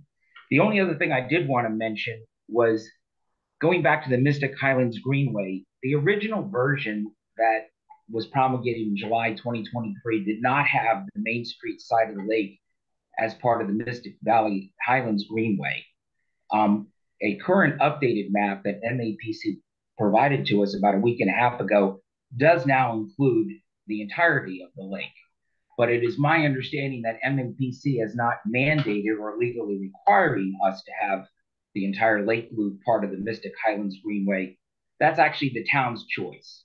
And I don't know what our choice is going to end up being eventually, but it's my understanding that this is not a mandate from MAPC concerning what the Mystic Highlands Greenway portion of Wakefield is. I know it connects Malden to Reading, but it is our choice to decide what portions of Wakefield we want to constitute the Mystic Highlands Greenway.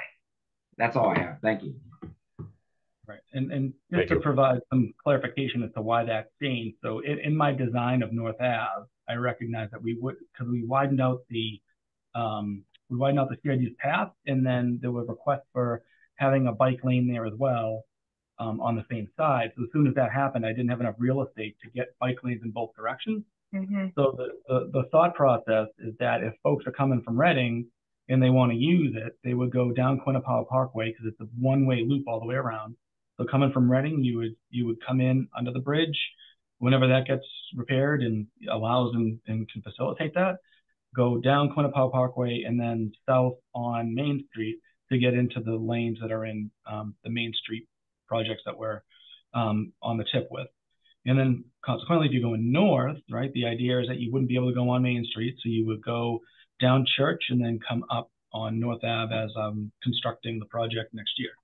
So that's the concept. Originally, it was this way, but we realized that we wouldn't be able to, with the cross section that was decided and approved at the council, it restricted how we would be able to actually move between different sections. So this was the solution to to allow that to still be used as a transportation piece if folks want to do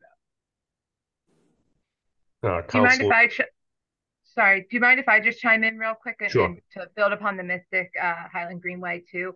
I think just to be clear too with this group is the Mystic Highland Greenway is a map showing connections throughout these communities. It's not holding us hostage to make these improvements for bike and pedestrian at this moment.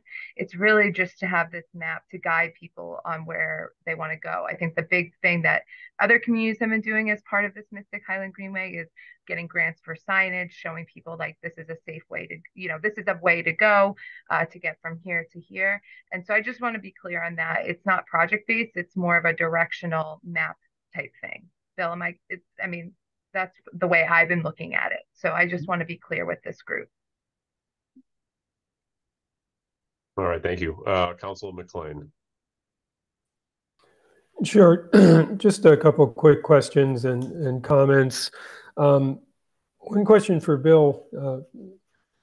I would expect the Beatles to be behind you walking across that crosswalk, Bill. On your most recent plan showing on the Main Street side of the lake parking as well as a bike path, did you say those are 12-foot lanes, or because I was to understand that it was 11 feet according to MAPC? It was 11 feet according to MAPC. They had more green space. I don't think that's appropriate for this stretch, so I put it at 12 because there's too many curves.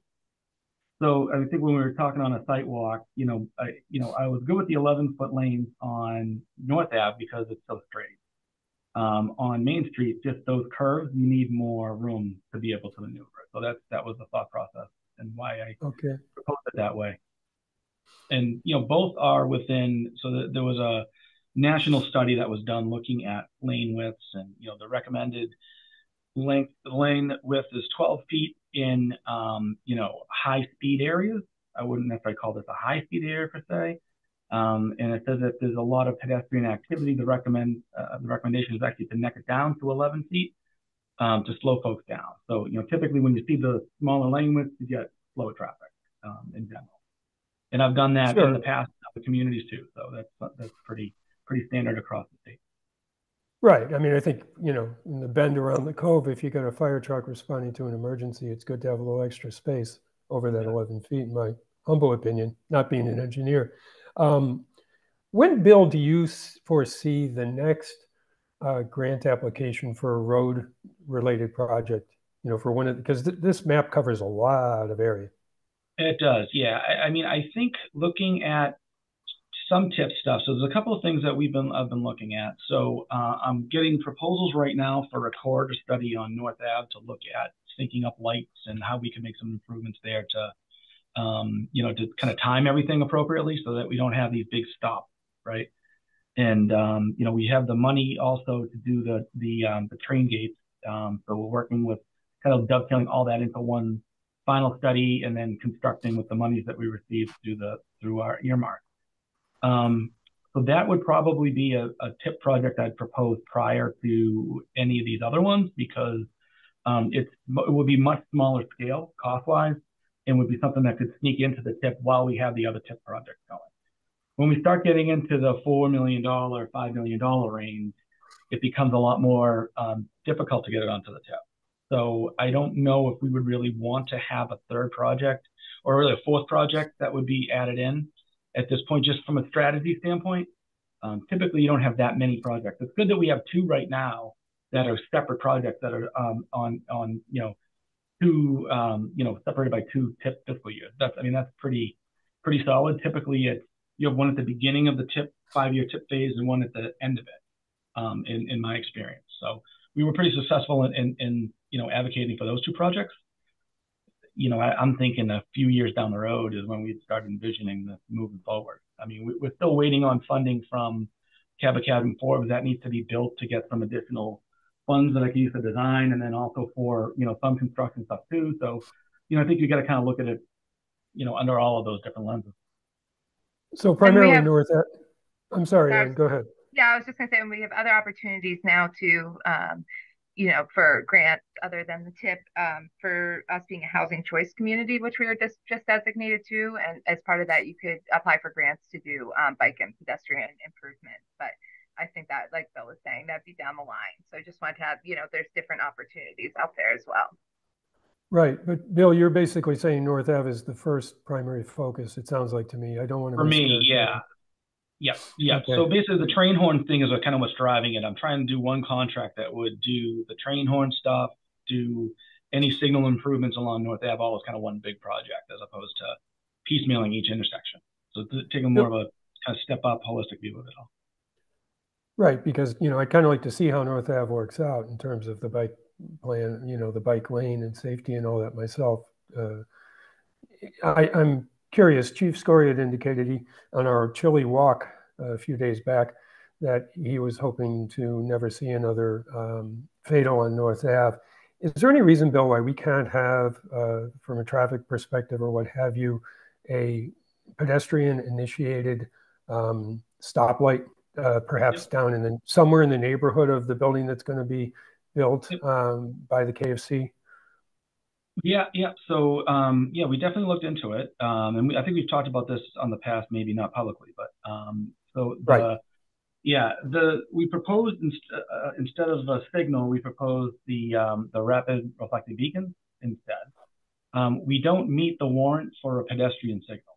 So, I mean, that even with the pedestrian traffic that we get, there's not enough folks crossing the street that would warrant that.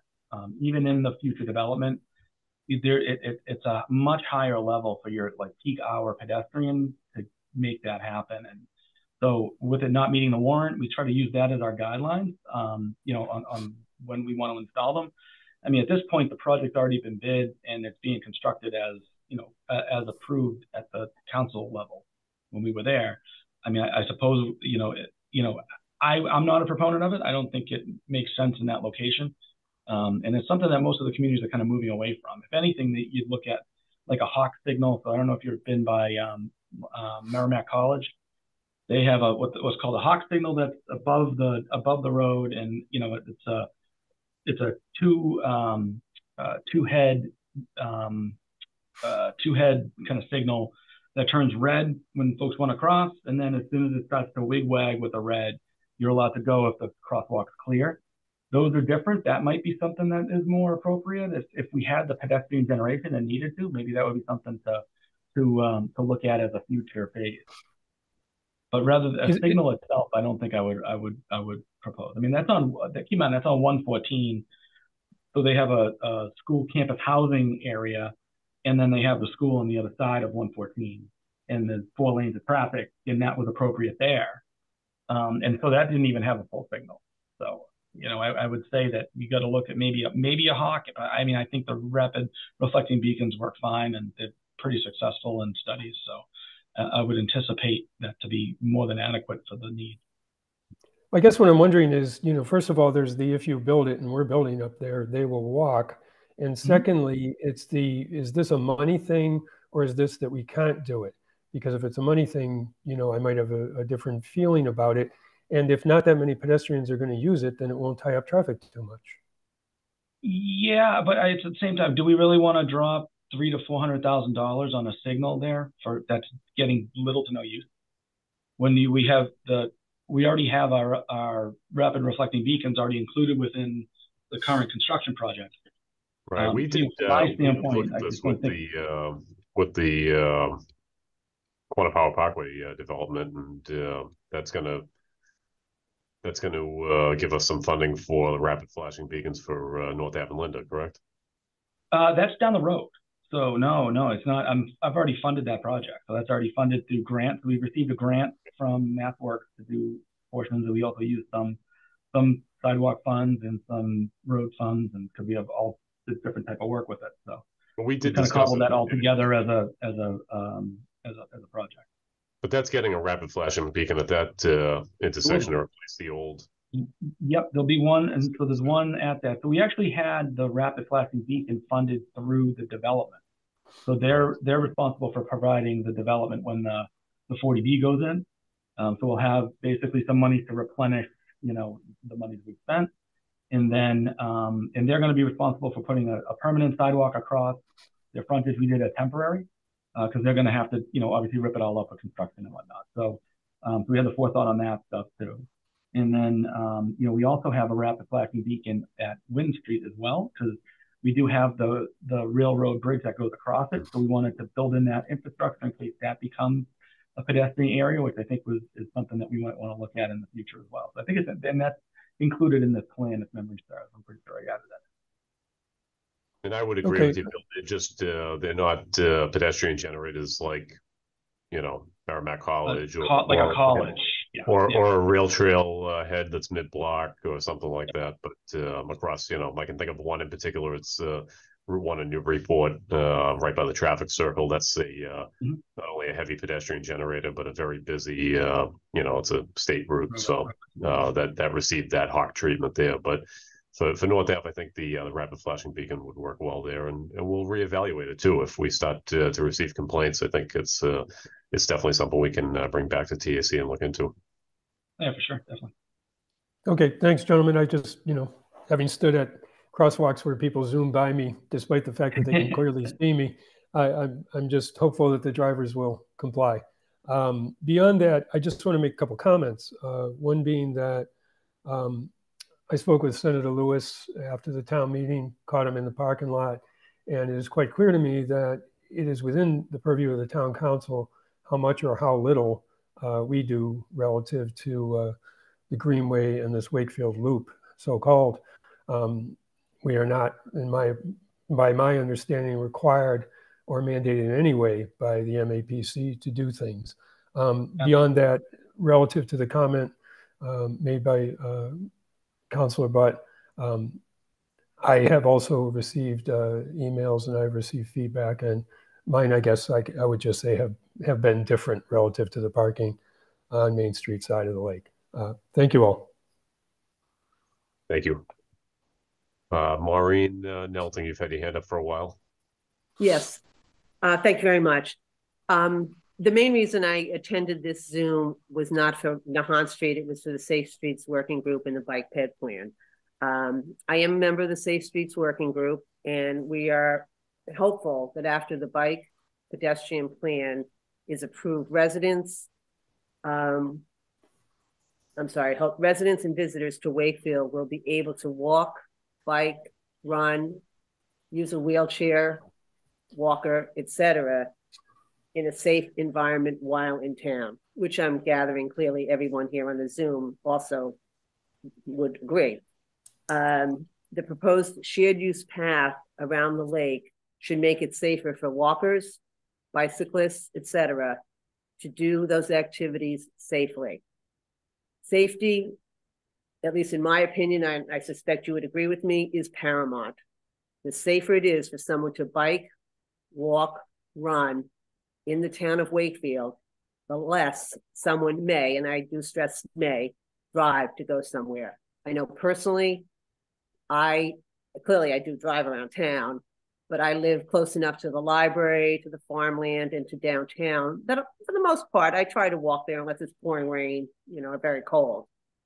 If this, I like to walk around the lake, but I will tell you on the Main Street side, and I know this will change, the sidewalks are too narrow really for two people to walk side by side.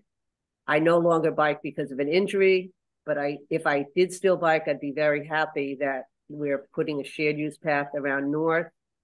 There's some changes going to be made at the Quannapower Parkway where the development is going into. And it does appear from the slide that Bill Renault showed that it's going to be bike, pedestrian, etc., shared use, and then a parking lane. I will tell you personally, I wish there was going to be no parking on the lakeside of Main Street, as I personally believe it is safer without cars on that particular area. But again, that's my opinion. I do want to thank Bill Renault, Erica Kinda, the town manager, Mr. Mayo, and the TAC for the input on this. I think it's been very helpful. And I would ask as one, just, are there any other concerns that the traffic advisory committee has with respect to the bicycle pedestrian plan that I can bring forward just for comment purpose to the Safe Streets Working Group? So I think at this point, since we just received I'll call it a near final draft because I know it's kind of a working document, but since June of 22, we hadn't received anything, and we just received something Wednesday. So I think you're getting some comments on it, but I do think another meeting would be appropriate to give us some time to digest that document and provide further feedback and comments that may be helpful to guide you in the future. Okay, thanks. But I appreciate the comments. Thank you. Thank you very much. Vincent. Yeah, thank you, Lieutenant Anderson. Actually, I had two process questions. One you just answered, which is the Traffic Advisory Committee's going forward on this by looking it over and perhaps having another meeting on this. The other process thing I wanted to know, when I looked at the agenda materials for you all today, the copy of the report that you have has not been updated to include the information that's on the slide right in front of us. So the slide on the screen right now about the town council voting to having no parking removal and whatnot, that is not in the current plan that was provided to you all. I know Bill and Aaron are updating that plan, but I just wanted to make sure it was clear that the written materials that you all provided for today's meeting does not incorporate the decision made by the town council 2.5 weeks ago. And there's some other errors in there that I know that Aaron and Bill are working on as well. Some of the figures are off and things like that, but they're working on that. I just want to make sure that was clear from a process standpoint. Thank you. Yeah, we are waiting on MAPC to get back to us on some of these items. So, we did include the language to maintain the parking. That's in there. And then this was the cross section that I received yesterday. So this is brand new, just so you know, that I received yesterday, showing the updated cross section based on my comments to them. So I have one public comment to read into the record that from a resident that wasn't able to attend. It's a Patrick Kroyak from Hopkins Street. He wrote to us, unfortunately, I couldn't attend the meeting with my work schedule. I want to thank TAC for discussing the bike and ped plan. Everyone hates traffic, and figuring out the best way to incorporate safer walking and rolling infrastructure has consistently shown to improve traffic flow, alleviate congestion, and increase safety. Making safer streets lets people choose to walk or roll if they want to get somewhere, meaning there is one fewer car on the road causing traffic, allowing those who want or need to drive to get to where they're going easier. Path forward for our town is not cars or walking or rolling. It's making sure that we have as many options as possible to get around, and the Traffic Advisory Committee's input will be vital to ensuring a comprehensive plan for the future of Wakefield transit. Thank you. And I think that's a good comment from Mr. Kroyak, that we want to try to make everything safer. And I think another thing that always stands out to me is not just perceived safety. That's why I'm always hesitant with those rapid flashing beacons and things like that, because some of our younger folks push the button and think I'm safe. I press the button, it's flashing now. And I have concerns too with some of the concepts for the bike ped plan for some of the bike lanes. I think that there's some areas where things like delineated posts might give people a false sense of security, and I've seen vehicles go well off the road, over curbs, through trees, telephone poles. So having some delineated posts, I'm not saying that's being proposed in future concepts or not, but things like that may give perceived safety, especially to our younger folks, when really it's just to try to enforce the white stripe and give people something, a visual barrier, but it's in no means going to protect people like some of the other concepts may. So I think looking at it holistically, making it safer for vehicles, pedestrians, cyclists, different modes of transportation is something that we need to look at here, and that's what we do regularly. Dennis, you have your hand? Joe, I apologize. I have to jump off. Was this the last official agenda item? This is the last agenda item, so I'm just going to continue to go through public participation. I appreciate it. Thanks, Matt. Okay, thanks. Dennis, you had your hand raised. Yes. I was wondering if the pedestrian walk light at the Nahant, North Ave, and Main Street, which is near the Galvin Middle School, when people press the button to cross the street, it has to go through 5 signals before the walk light comes on. But it makes no sense to make kids wait. Most kids run across the street through the traffic, and it doesn't save any time. If the walk sign would come on immediately, I mean, rather than having to wait through 5 signal changes, it would still be the same amount of time for the kids to cross. Yeah, so, so Bill and I can reach out to our signal department and see what what the actual sequence is there and look into that and see if there's an actual. Yeah, I think it makes sense to have its own dedicated pedestrian phase if that is what needs to happen. We'll do that. We can definitely look into that. Yeah, we appreciate that. Thank you. And of course, I'm highly in favor of the bike lane around the lake. I mean, I ride my bike downtown all the time, and I cross at least twice a day, and it's very dangerous because you have a choice between getting doored by a car or getting run over by a car. Those are your two options.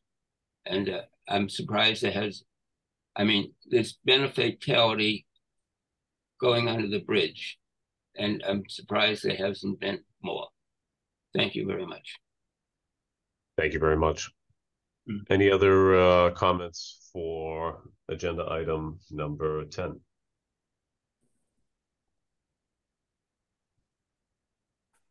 Is there a cross section for North Ave yet? Oh yeah, it's already been. I'm pretty sure you have a copy of it, but I can resend it. Okay. All right, so Bill and Aaron, thank you for your presentation, and we'll look forward to designs as they come up. On to item number 11. Anything from members of TAC that we didn't have on the agenda? Going once? Going twice? Steve, what do you have for us? I have nothing. And I have a motion at 10:53 to adjourn the meeting. So moved, Mr. Chairman. I'll second that. Folks, thank you. We had quite the agenda today. Appreciate everyone's input. Thank you very much, and we'll see you at the next meeting.